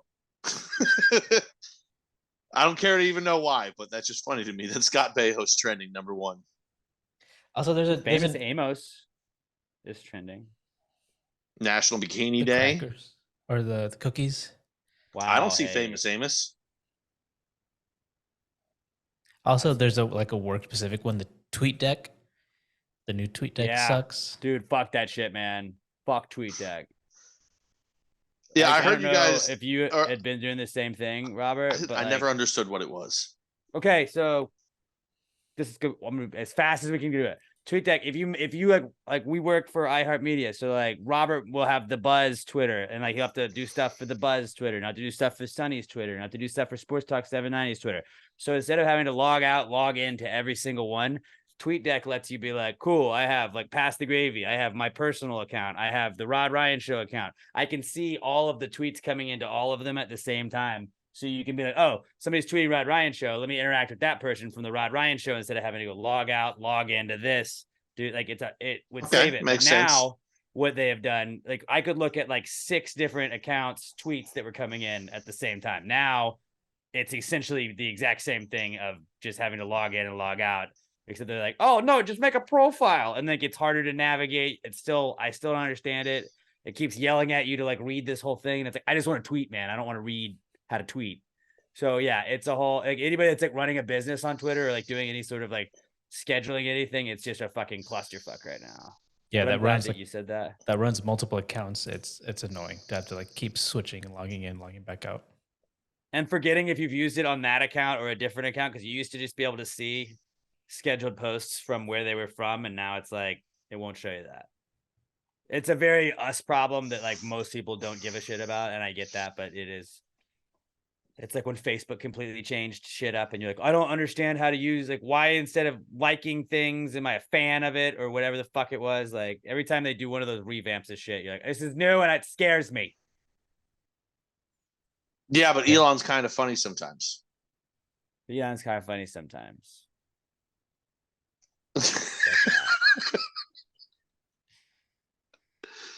Yeah, it sounds brutal, Robert. I'm sorry, buddy. Yeah, Yeah, T's and P's, buddy. very not cool. T's and P's. All right. That was our not cool segment, guys. If you want to hit us up with your not cool, at Pass the Gravy Pod, use hashtag PTG not cool. You can also hit us up on the Twitter for our answers segment, our final segment of the show. We always start the podcast with the Precome segment. We bring you our ideas, our thoughts, our questions, just whatever we have on our mind. That's what the answers segment is for you. You got anything you'd like to ask us? We've had relationship questions. If you want us to help you out with your relationship, some parenting advice, some medical advice, you just got a high thought, a drunk idea, anything you'd like to run by the boys, hit us up on Twitter. Use the hashtag PTG Answers. Make sure you use that hashtag PTG Answers to @PassTheGradePod. You can also email them to us, answers@passthegradepod.com, although we will just, like, Twitter is 95%. I did grab a couple of emails today, though. Just, I felt like it was 4th of July. I was trying to just kill a couple emails that we had there, but @PassGradePod, hashtag PTG Answers. That's the main way to do it. And then answers@PassGradePod.com, hashtag PTG Answers @PassGradePod. This is the answers segment. Well, if you just answer the question, why don't you just answer the question? Be honest, no big deal. Yeah, answer the question. Don't change the subject, just answer the fucking question.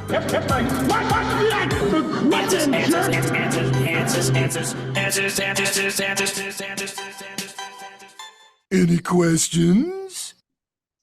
All right. Our first question this week comes to us from our good buddy, Mike Fish, @OnlyMikeFish on Twitter.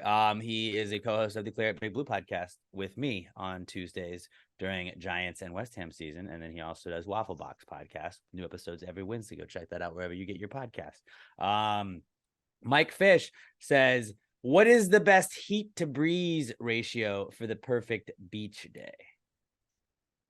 Heat to breeze, like what percentage heat to what percentage breeze? I thought about this for a second, and I wrote one of 2 possible answers. I think 80-20, because you need it to be a little bit hot.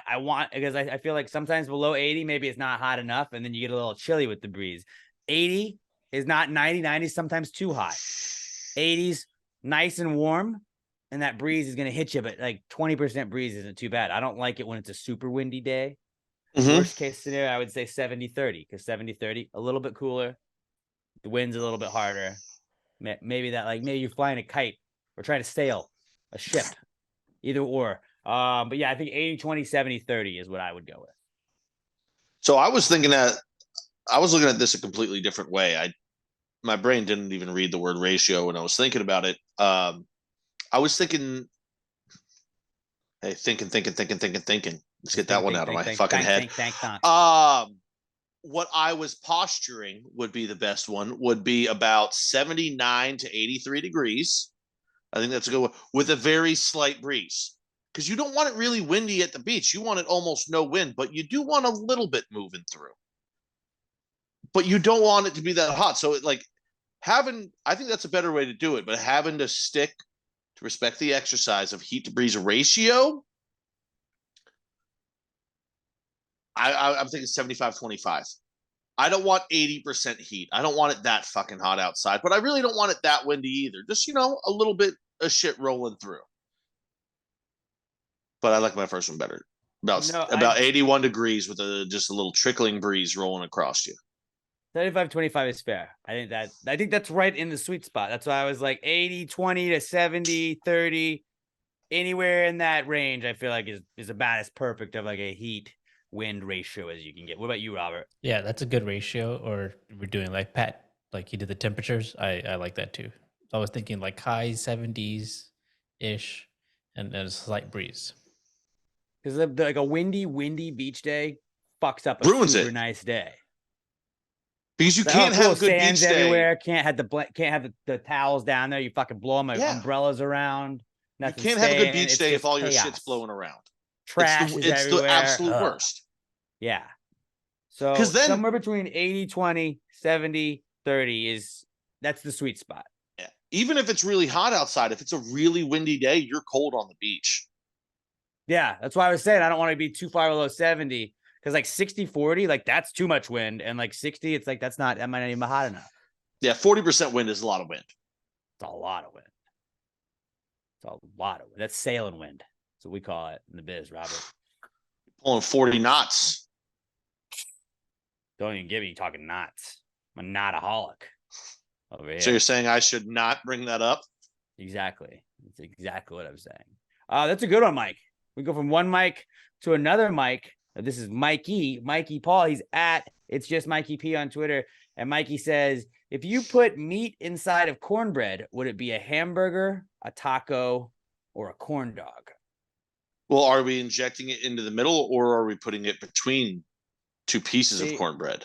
Because what I imagined was like you were going to have to like break the cornbread and put it in between two pieces. And I would have said that's a sandwich. Yeah, it's like a hamburger. But respecting the exercise, I would say hamburger out of the three options he gave. Cornbread, corn dog. But because like if you injected it, like he didn't give us the method of that. Because to me, it's like I get a piece of cornbread. Like you can't just shove it in there without having to rip it. As I'm thinking about this right now, I know traditionally cornbread, it's kind of crumbly. That's kind of a defining. But if you could find a way to make cornbread not crumbly, how amazing would a cornbread bun be?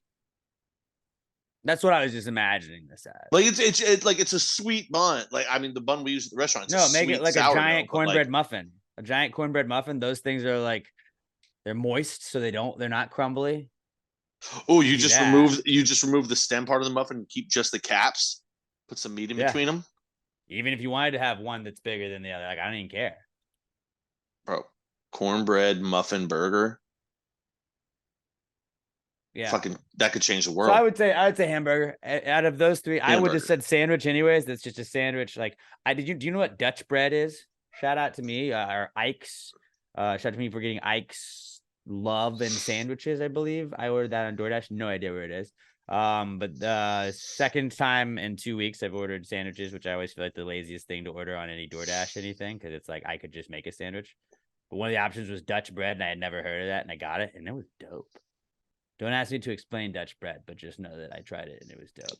Bro, if it's bread, it's probably pretty good. But cornbread, if cornbread is an option, I might have taken that too. Bro, I want to try cornbread burger. Ooh, at the restaurant, maybe I'll just like What if Cornbread you think loaves? Can you just make that? if I just took a bunch of the cornbread and like just flattened it and like put it on the flat top to try and like maybe seal it, I could make a bun out of it? Cornbread I would basil start with- BLT? What I would start with, just if we're being real though, like I would start with just do like a real cornbread muffin, like full size muffin, and then just do sliders. Try to do sliders with a cornbread muffin and start with that. See how that goes, and then work your way up to maybe making a bun out of cornbread. Because I feel like cornbread sliders would be like an absolutely like fucking awesome, like just But, like, party snack. If I'm gonna fool around with it at work, we don't have cornbread muffins. We just make cornbread in like a big sweet tray. But I could like cut out a chunk of it and then try and like flat press it on a hot surface to seal it into some kind of bun. Damn it. I was really, really, really about to start keto again, but I guess I got to push it off a couple days while I try and You have perfect to. the This cornbread is- bun. It's for science. Really is what it is. My mouth is watering now. Robert, you agree with us though that would you say that it would be a hamburger out of those options? No, Or I you- say corn dog. No. I'm going with corn dog. You think he's injecting it? Yeah. Well, yeah, yes. If it's injected into the middle, then it's a corn Because dog. to me, but that was how I was like, I don't know how you just inject it in there. That wasn't. you that can't didn't just seem like an put- option. Because of the way he said like meat inside A corn cornbread, dog you're wouldn't not be putting just meat. here's a the corn dog thing, would have to though. be a hot dog. You have to put a hot dog in there for it to be a corn dog. It would be like an empanada or something like that. If you had just injected meat into cornbread, right? It'd be like a cornbread But like empanada. a burger. You're not putting meat into the bread. You're putting the meat on the bread. And so the way he words it to me, he's putting meat in the cornbread. That's a corn dog. I want shredded put the short burger rib in the inside bun. of cornbread Burger so in the badly right now. I can see you're doing a class. This is like do I live in Long Island or do I live on Long Island? It's kind of what you're doing. I get what you're saying, the way it was worded, No, but I get it. Practically, I think you have to slice the cornbread and put it between, because cornbread, yeah, you'll get a big piece. Sometimes it's like that big, but still, how are you going to inject meat into the middle of cornbread? Just to put meat inside it, a corn dog, the only way he would do it was like if he was like to put a hot dog inside it. To put meat makes me think it's like beef. I want cornbread. I want hot making a lot of dogs. assumptions. I want meat. I want fucking waffle corn dogs right now, which if you've never had those are fucking ridiculous. Or no, pancake hot dogs. That's what they are. Pancakes, yeah. It's got the syrup Oh. soaked into it. That used to I'm be having a breakfast real for fat moment right now, months. man. For months, that was my work breakfast. That was the easiest thing that you just eat in the car. Fucking clutch. It's so good. That was a good question. Good question, Mikey Paul. I kind of want to know what everybody else weighs in on that. Let us know. Like, is that just like our cornbread question? But it's a cornbread hamburger, cornbread. Also, the idea of a cornbread taco just sounds great. Yeah, cornbread taco does sound tight, but I would feel like a taco, like it's gotta have a shell. Cornbread It's is not a shell. traditionally too crumbly though for that. Yeah. Although I mean, like us whites, we go with the fucking hard shell taco, and that's just fucking just. I've always, I will eat them. I've always hated them. Nothing makes I'm me not gonna angrier than turn biting away a taco one of and it just disintegrating in my hands. And like Emma usually cooks our tacos, like on Taco Tuesday. There was like a couple times I've done it, and I always be like, I'm gonna go with the Taco Bell taco making kit and just go super white guy right here on this. Yes, I feel like LeBron probably does that too. Oh, he probably does. Probably does. All right, Josh Tree Coddle weighs in at Joshua Tree 713. He gives us some things to power rank, and I felt like this, like you guys really came through on the power rankings. We're gonna get to your power ranks that you sent us. Continue to send us power rankings. Give us 5 similar things to power rank. This one just seemed the most topical since 4th of July just happened. So this is from Josh Tree Coddle. And Tree, I gotta say, like, we got the runnings for the Gravies Awards December 16th, Southern Star Brewing Company. We got the MVP, Raymundo. Josh Tree is the only ever back-to-back winner. Raymundo right now is, I would say, he's right up there for a potential repeat performance. But Josh Tree in the last month, I know he had some work stuff going down. He wasn't able to interact as much, but Tree's been fucking coming on like a dog. Tree been coming. Tree been coming. But yeah, Tree's coming back. So Mundo, I don't know. Mundo is making some dope ass videos. We got all kinds of people that are up for like. I cannot wait for the gravies. Like this is I during the hot dog eating contest. Side note, we're ahead, so why not waste some time, Robert? Right? But like I tuned in to watch the hot dog eating contest yesterday and was like, what the fuck? This isn't hot dog eating. And so to fill time, they just did the ESPYs like nominees show again, and I was like, one, I've never hated the ESPYs more than I do right now. Like when you're trying to keep me from Joey Chestnut. I don't give a fuck if weather's delaying it. I don't give a fuck about you guys running through the ESPY nominees because I can just go look it up. Run Sports Center until we get Joey, or don't run anything at all, or just show me Joey. Just show me a rainy Coney Island. When you turn on the TV and you want to see hot dog eating and Wimbledon is on, God, it's such a buzzkill, dude. On 4th of July, get the fuck out of here, England. By the way, how dare they have? It was basically terrorism. That's basically an act of terrorism. I hate tennis. Now, don't get me wrong. If like friends got together, like we're gonna go play some tennis, I'd be like, all right, fuck it, let's go. Or we're gonna have some drinks, right? I'm not playing tennis sober. But I still don't like it. I've hated tennis since I was in high school. Because let me bring you back, Alex. I'm going to give you a scenario. You wake up in the morning, make yourself a little breakfast, whatever the fuck that is. You turn on your TV to watch 20 minutes of Sports Center in the morning. Oh, there's no Sports Center today because fucking tennis is on. My fucking every day, dude. I do that like at work. I get into work very early in the morning. I have my coffee with me. I'm listening to a podcast usually until I get in. I take the podcast out of my earbuds, put it in my pocket, and then I pull up my computer. I put a little Sports Center on. That's what gets me through the day. That's what gets me. I'm doing my little podcast or my show prep. Hey, sometimes I get a fun little fact. Oh, hey, the Astros have not lost on a Wednesday in 6 weeks. Like that's a fun fact. Let me throw that into sports. Let me add that. And then today you get in there, days like today, and it's like, oh, fuck, cool. Yannick Sinner, fucking Jaja Gabor, or whatever the fucking chick's name is that's playing. Coco Gauff. I don't fucking care. Good for them. She lost. Loser. She lost in the first round. Shit. But no, it's just kids today don't even player out of the tournament already. Kids today won't understand this. When we woke up back then, we didn't really have smartphones, man. We had that was Center. All it was the highlights, and there was two. You had Sports Center and you had Sports Center 2. They would run both of them on fucking Wimbledon. They would just play that shit. Nowadays, a kid could just be like, "Oh, well, I'm going to pull up ESPN Plus and I'll watch Sports Center on them." Blah blah blah. No, we couldn't do that. There was no FS1 back then. There was no MLB Network, no NFL Network. There was no other channel. It was all there was for sports was ESPN in the morning. And when Wimbledon was on, or any other douchey fucking tennis, like, why? I remember getting mad back then because I was like, dude, and I didn't even watch hockey at that time, but I was like, ESPN will carry this in the morning and stop me from watching Sports Center, but they won't fucking carry hockey. Un-American. That's what it is. Simply, tennis is un-American. Print the fucking shirts. I'll wear that every goddamn day of my life. Tennis is un-American. I mean, until I don't know who your goat is. Mine is Andre Agassi. I always loved him growing up, dude. I only pick Americans, and until there's an American, who's the best American tennis player right now? I don't know. Andy Roddick's out. But the thing about Andre Agassi, and I didn't even learn this until years later, I was already a fan of him. Dude was also like a fucking drug addict. That's pretty fucking American. Dude loved to party. Plus, his name is Andre Agassi. Alliteration, that's a great fucking name. No, my favorite guy is Francis Tiafoe. That guy's my favorite.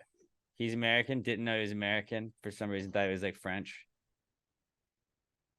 No, man, I'm pretty much just an Agassi guy. Oh, no, my goat. Well, I'm talking current. Well, okay, I was gonna say my goat though is McEnroe.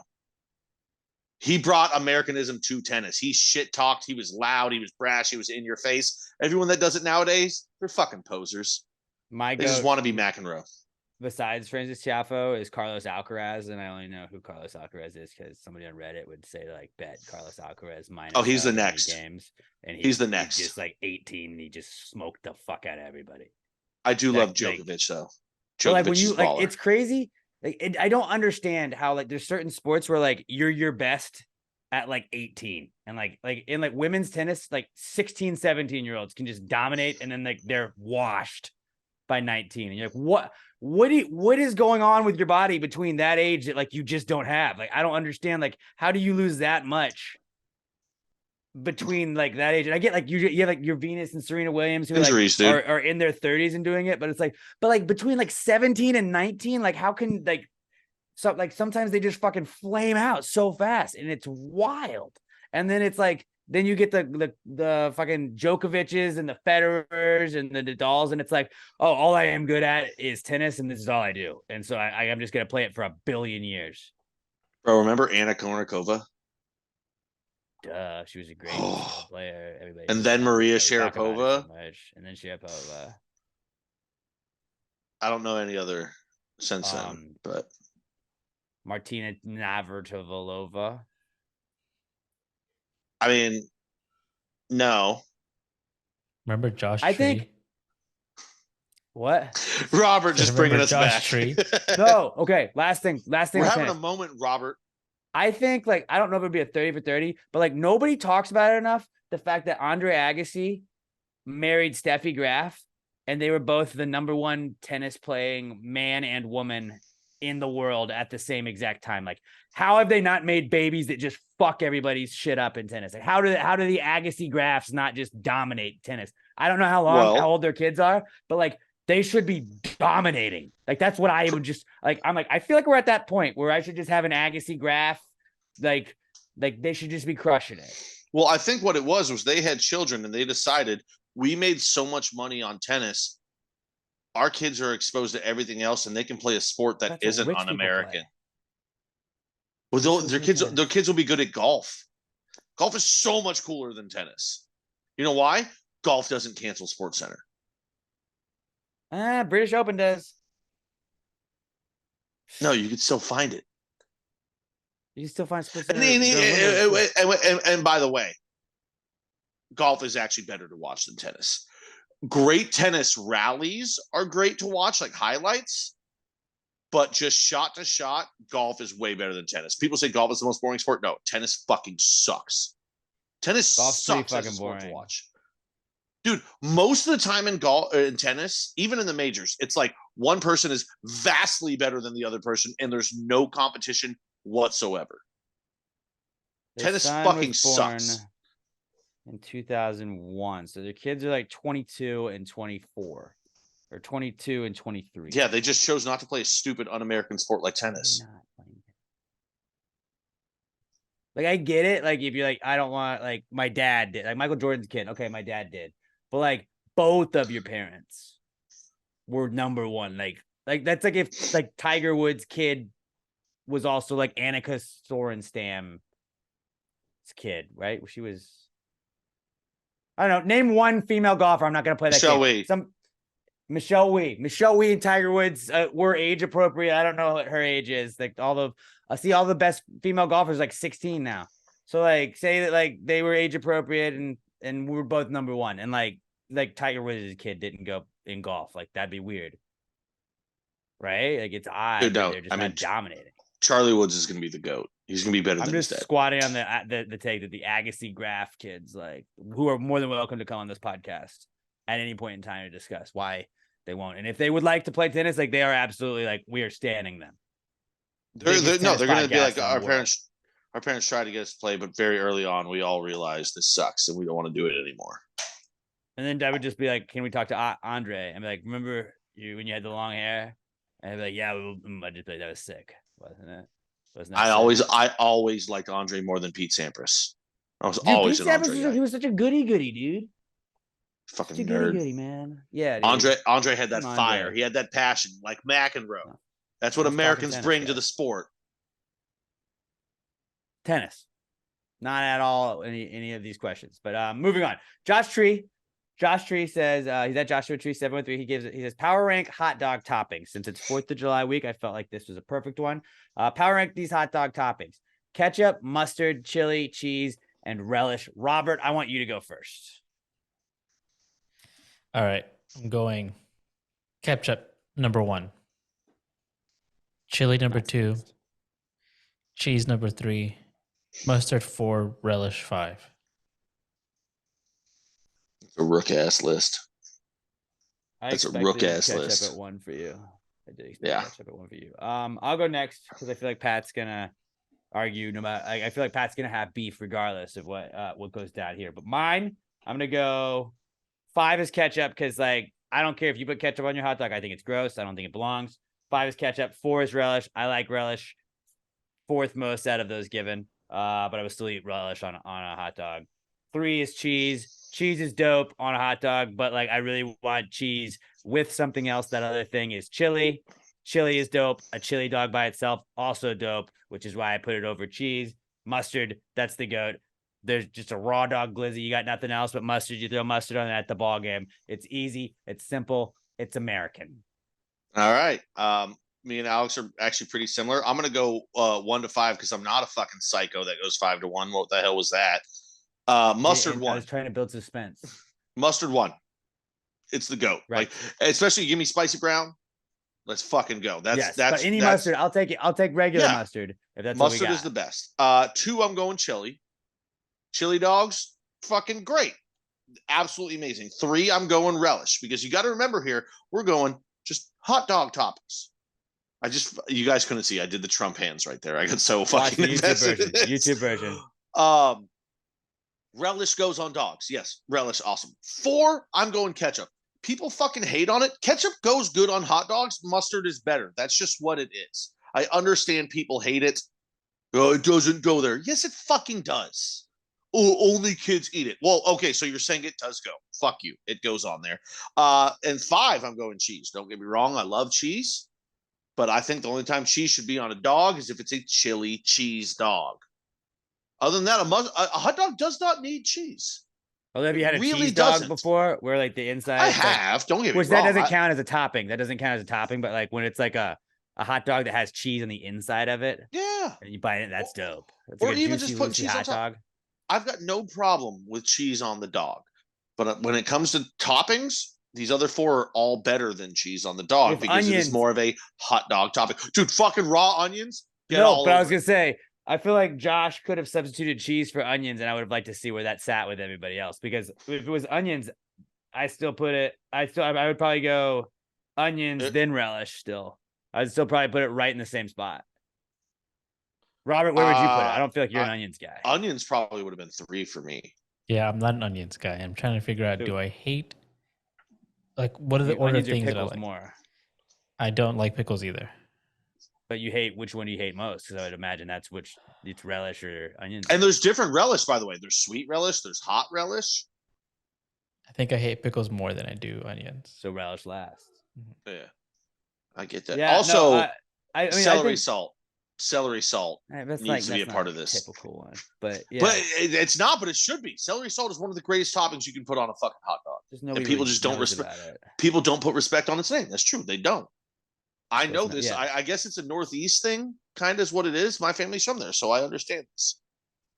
But like ketchup, I've gotten to the point where I'm a grown ass adult that's just made the decision. It's like pineapple on pizza. I don't prefer pineapple on pizza. If you want to eat your pizza with all the pineapple on it, all you want, that's fine. Please don't order it for the group. If you're ordering pizza for a group, please don't do that. If I was ordering a large thing of hot dogs for the group, I probably wouldn't ask for them to all be covered in ketchup. But you don't really have to worry about that with hot dogs. You're just like, here's the condiments, here's the hot dogs, make your own. I don't give a fuck what you put on your hot dog. I think it's gross to put ketchup on a hot dog, but I think ketchup's also good. So I get why people would want to put ketchup on a hot dog. That's what I don't get. Ketchup good, hot dog good. Why not good together? I don't understand the ketchup mustard mix on a hot dog. I want just one. Great. I just want one. I just want one. Bro, and I want mustard. Growing up as a kid, I did every single hot dog I ate was ketchup and mustard. Ketchup. I'm not a fan, but whatever. It's a great mix. They go well together. Shame people. I'm gonna say that I can say I think it's gross, but yeah, you do you guys. Touche. You. That was a really good power ranking, and I felt like that one just had to go this week. Great one. I might need to go buy Great like 30 glizzies. And Josh is just bringing the heat on the MVP conversation. This is maybe the most heated MVP race ever in Gravy's history. Like we need to start making graphics, like when they had like the Sosa McGuire, where it's just like week in, week out. It's like who's number one right now. Alex O fucking absolutely in the running for that too. He's fucking coming on strong all over the place. Bro, And then it's like next some people year, come in weeks at a time. It's lit. what if we did like, okay, so last year we did the jersey bet. The year before that, we had the waffle bet for the NFL picks. Now I'm fine to do jersey bet every year, by the way. I think that's actually a good one. What if we did a glizzy bet? Like you lose the picks, you have to eat 100 glizzies before you can eat anything else. That's so many hot dogs. Okay, that is a lot. Maybe like 50. 100 is a lot. Well, but we could do 50's like, a lot, we too. could start at 50, but you can also have to do other stuff to knock off a glizzy. I'm down. We have an off season to figure that out. Also, we would have to like taper it because 50 dogs to you and 50 dogs to me are not the same. So maybe it would be like 75 for me to 50 for you, like to make it a punishment. But also, dude, I love glizzies. I ain't gonna get tired of it. That's not really a punishment. It's a punishment, but you have to do enough of it. Yeah. See, in order for it to become a punishment for me, I think we'd have to get into like the 200s. Only at that point would I be 100 glizzies, but we can take a glizzy off every cigarette we smoke. And so then we're just chain smoking and eating hot dogs, and we're just hating the whole thing. bro, just an excuse to like I'm not a smoker. Every once in a while I will, He but I smoked would take 28 cigarettes just so he didn't have to eat 100 of them. bro, I would take an excuse just to be like as a gag, I became a fucking pack-a-day smoker for a month. No, I'm talking we would have to do this in like a weekend. Like it would be a weekend stream we would do, and it's like, all right, go. And we like I would say that we would set the number at 50. That's reasonable for like a weekend stream. Cause like what's a pack of cigarettes? 12? 20? Probably. I don't know. I'd order cheap cigarettes off Amazon. Much more cancerous. Just roll your own. It's just straight pipe tobacco. Oh my god. See, that's the thing. If it was in a stream, 50, I mean, at that point you'd have to smoke 30 cigarettes. You ain't eating more than 20 hot dogs on one stream. Well, we could do a Saturday Sunday stream. We could do that. It's like, all right, coming back, we have to join this, but they also can't eat anything else. Like, and then it would just be awful. That's the thing. Just that's what was good that's about actually the waffle bet. It wasn't a stream. It was just one. You have as much time as you need to try and pack 50 hot dogs into a weekend. That's a lot. It's got to be a punishment. Dude.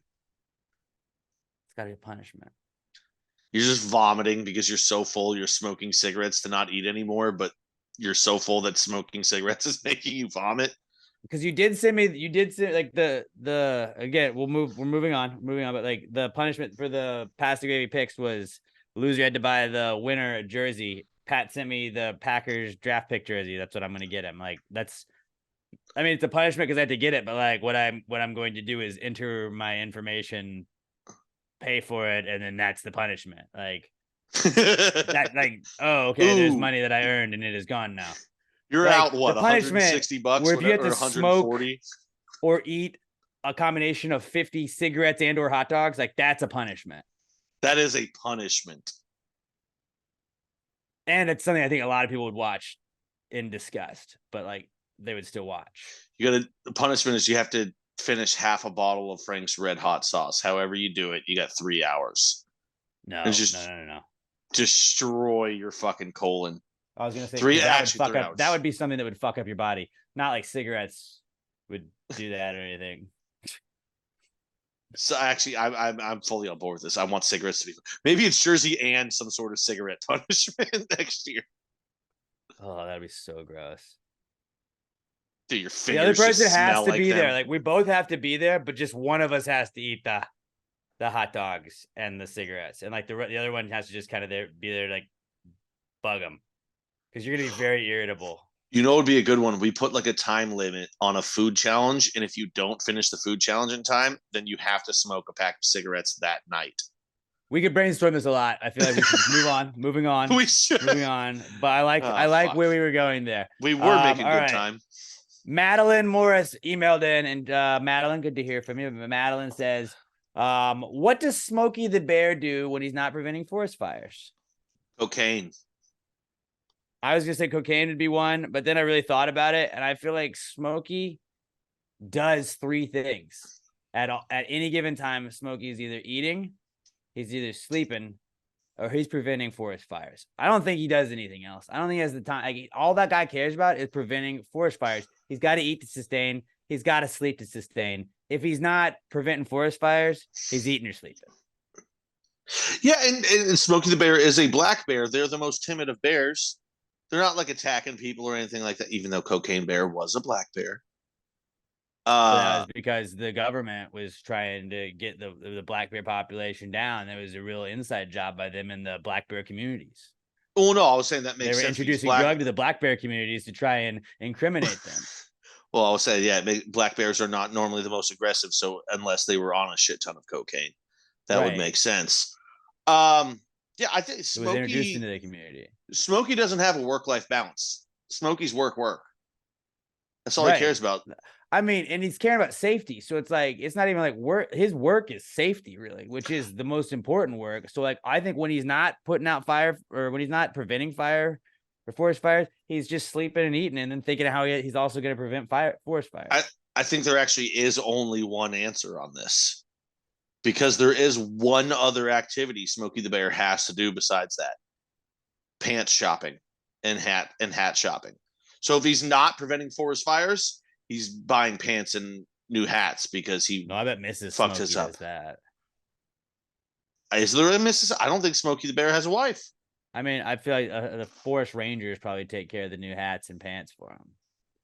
You know, he's got too much on his plate preventing all these fires, which he's not doing a great job of. He's in Canada right now, by the way. I've never seen him with others. All I know is he wears blue jeans and that little hat. I've never seen him with others. He works alone. Cool as fuck, but yeah. He's a lone ranger. I still think, yeah, he just if he's not preventing, he's eating or sleeping. Robert, what about you? He's buying pants. Yeah, I think he's you know, he's eating, he's sleeping. He's all about security and safety. Yeah. Did you? Holy shit! There was an actual real Smokey the Bear. I would imagine, dude. There was just there was an actual bear. Did he really teach people to stay away from fire, to not prevent forest fires by like speaking to them? Because I doubt it.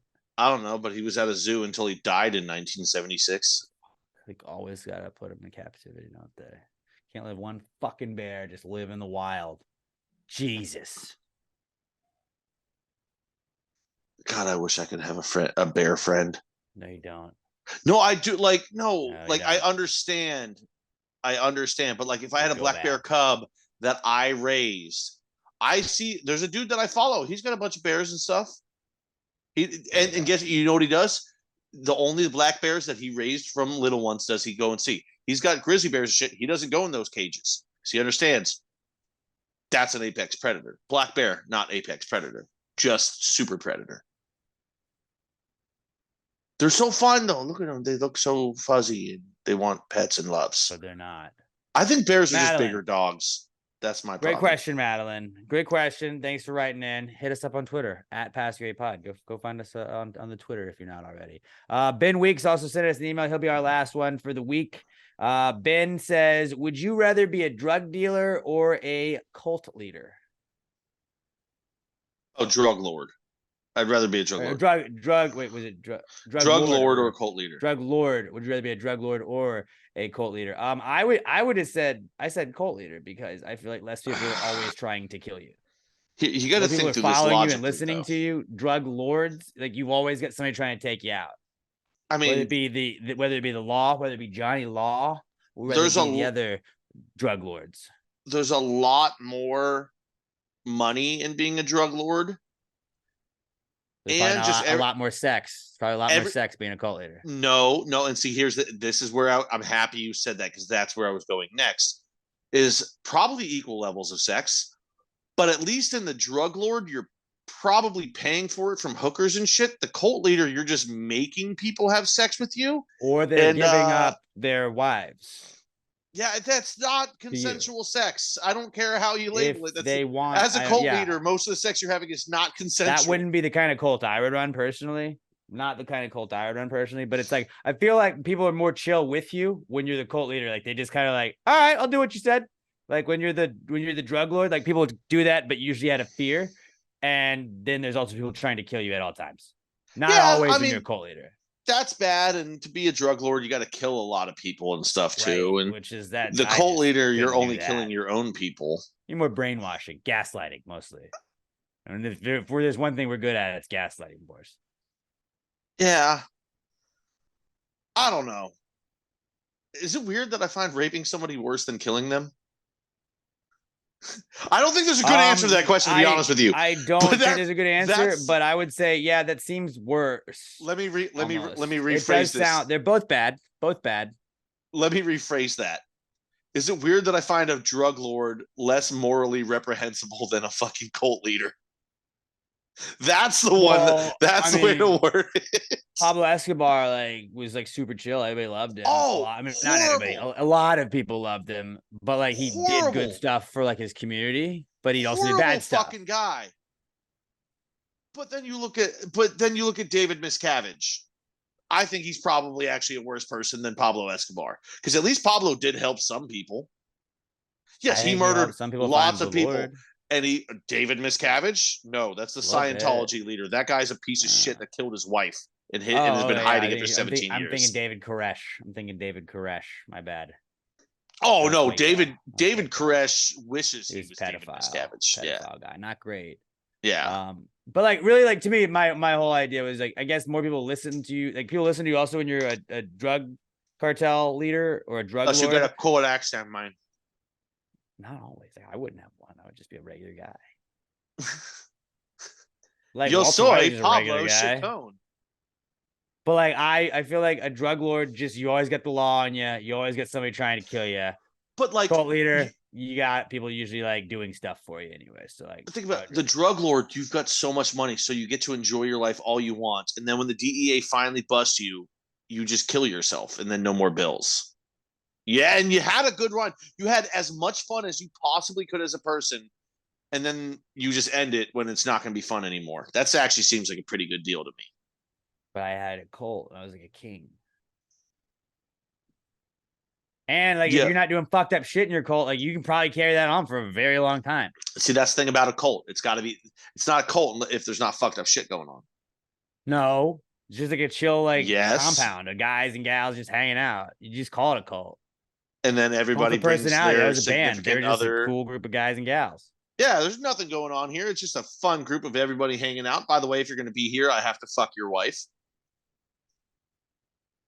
I feel like there's some cults that are probably swingers cults, and it's we just swap significant others. That's a community, not a cult. But it can be I think a cult. I don't know. Here's the thing about the cult is if you're in a cult and you're the head of the cult, I would go cult. But here's the thing: then you have to prove if you're posing yourself as a deity, you are either a messiah or a messenger. I think I'd be good at that. I don't think I'd be good at being tough and being a drug lord. I think if I convinced people that I was a holy man, I could be a cult leader of Houston. I could not be the drug lord of Houston. I think me as a holy man would do far more damage than me as a drug lord. Because if my message ever caught on, that's not good. If people followed my word as the way they live their day-to-day lives, that's not good. That's not a good thing. Robert, what would you go with? Drug lord. You go drug lord? I never would have imagined you saying drug lord. Yeah. Why? Mo Montana. I'm the Walter White over here. But why would you go drug lord though? Robert is the one who knocks. Say my name. I just think Pat made some good points. I'd been thinking about this beforehand, but Pat made the points that I was thinking of, and it's just physical violence. Okay, sexual violence is not okay. I'm not. It doesn't have to be sexual violence. It's a cult. Yeah. There's got to be sexual violence, Alex. Not always. There's only one cult in history that did not have that, and it was the Branch Gravidians. It was us. Right, and we're doing pretty well, I would say. Well, we were the only two members. Cults with no sex stuff. 6 sex cults that oh, never mind. See, it said sex cult in the name right there. It was sexual. The coolest cults. Chill cults. in history. Colts with the least amount of sex, probably we're the the- Aggies, right?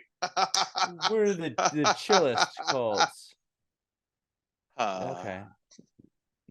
World's most chilling. Actually, Colts. Okay, yeah. So I'm not finding any answers. Okay, maybe they all did have this stuff, but I would like, I think The without the A&M weird sex stuff would be ideal. I wanted to make the joke that the A&M Yell leaders might be the only Colt without sex, but like those dudes actually get laid because like the A&M Colt, it's in their world, it's cool to be that guy when it's You're banging an not. army man. They're banging except they're soldier. not affiliated and there's no required. The battle of every Saturday when they're BTHOing other teams. That's what their battle is. Whoop, whoop. Them sissy Texas Tech Raiders. Whoop. Start them off, baby. Woo, woo, woo. Start them off. Kiss your neighbor. We just scored a touchdown. Kiss your neighbor. I still love you, A&M, but you guys know it's ridiculous. Let's build a bonfire. That was the only cool one, and they fucked it up. That was pretty sick. Like, I mean, not the killing, not the people dying part, but like when you like, hey, let's let the freshmen run it this year. Good fucking call, morons. You destroyed. They literally fucked up their only cool tradition. Well, but when people try and talk about like, well, how the fuck is it just a little bonfire? It's like, no. You don't understand. Like Texas A&M bonfires were like they had whole trees. They were just entire trees. It was like a forest that they stacked up and burnt. Was the bonfire, and it's like like a whole forest fell on people. It wasn't just like, oh, these sticks. The closest thing they have left to a cool tradition is I dropped my class ring into a beer and then I drank it. I was like, cool, I'll just drink a beer without paying for a fucking $200 ring. If you went to Texas A&M, you got a really good education, and that school was not cheap to go to, so you should get to do whatever the fuck you want. Dude, hey, don't get me wrong. If I had I'm still gonna make fun of Texas A&M. I know that you went to a school that is harder to get into than where I went into, but like I don't like that I can't walk on the grass because I got yelled at one time when I walked on the grass. I got into A&M, by the way. I didn't. I did fly, but I would not have gotten it. I know that. Yeah. No, I just don't get.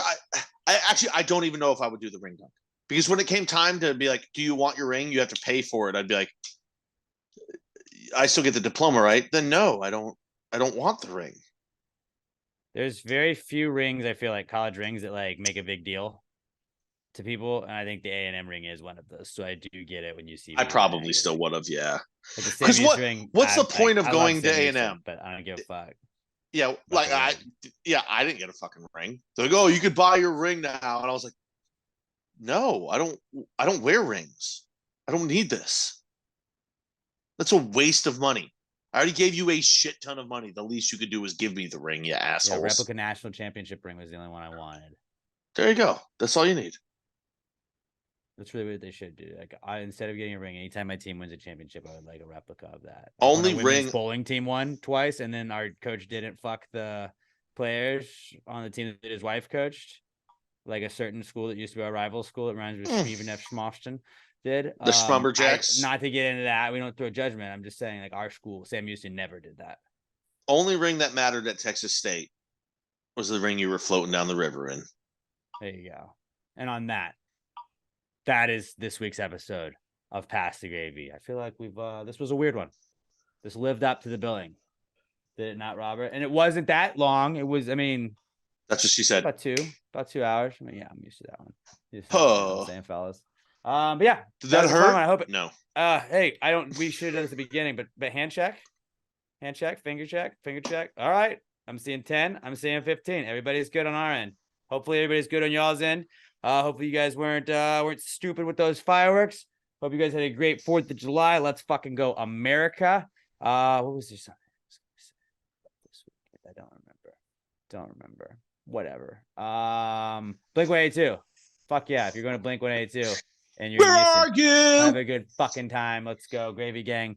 If y'all want to meet up, maybe do a Gravy Gang picture or something like that. But yeah, have a great rest of your week, everybody. We'll be back full podcast full podcast, real shit, not just a weird one, even though it might still be a weird one next week. Hit us up with those answers questions at Pass Grade Pod. Use the hashtag PTG Answers. Robert does a podcast every Monday called A Recent Study Suggests. Check that out at A Recent Study Pod on Twitter and Instagram, and wherever else you listen to this podcast, you can get it there. And then I just did a podcast, the New York Giants Rush podcast. You can go find that on YouTube as well. Just search New York Giants Rush.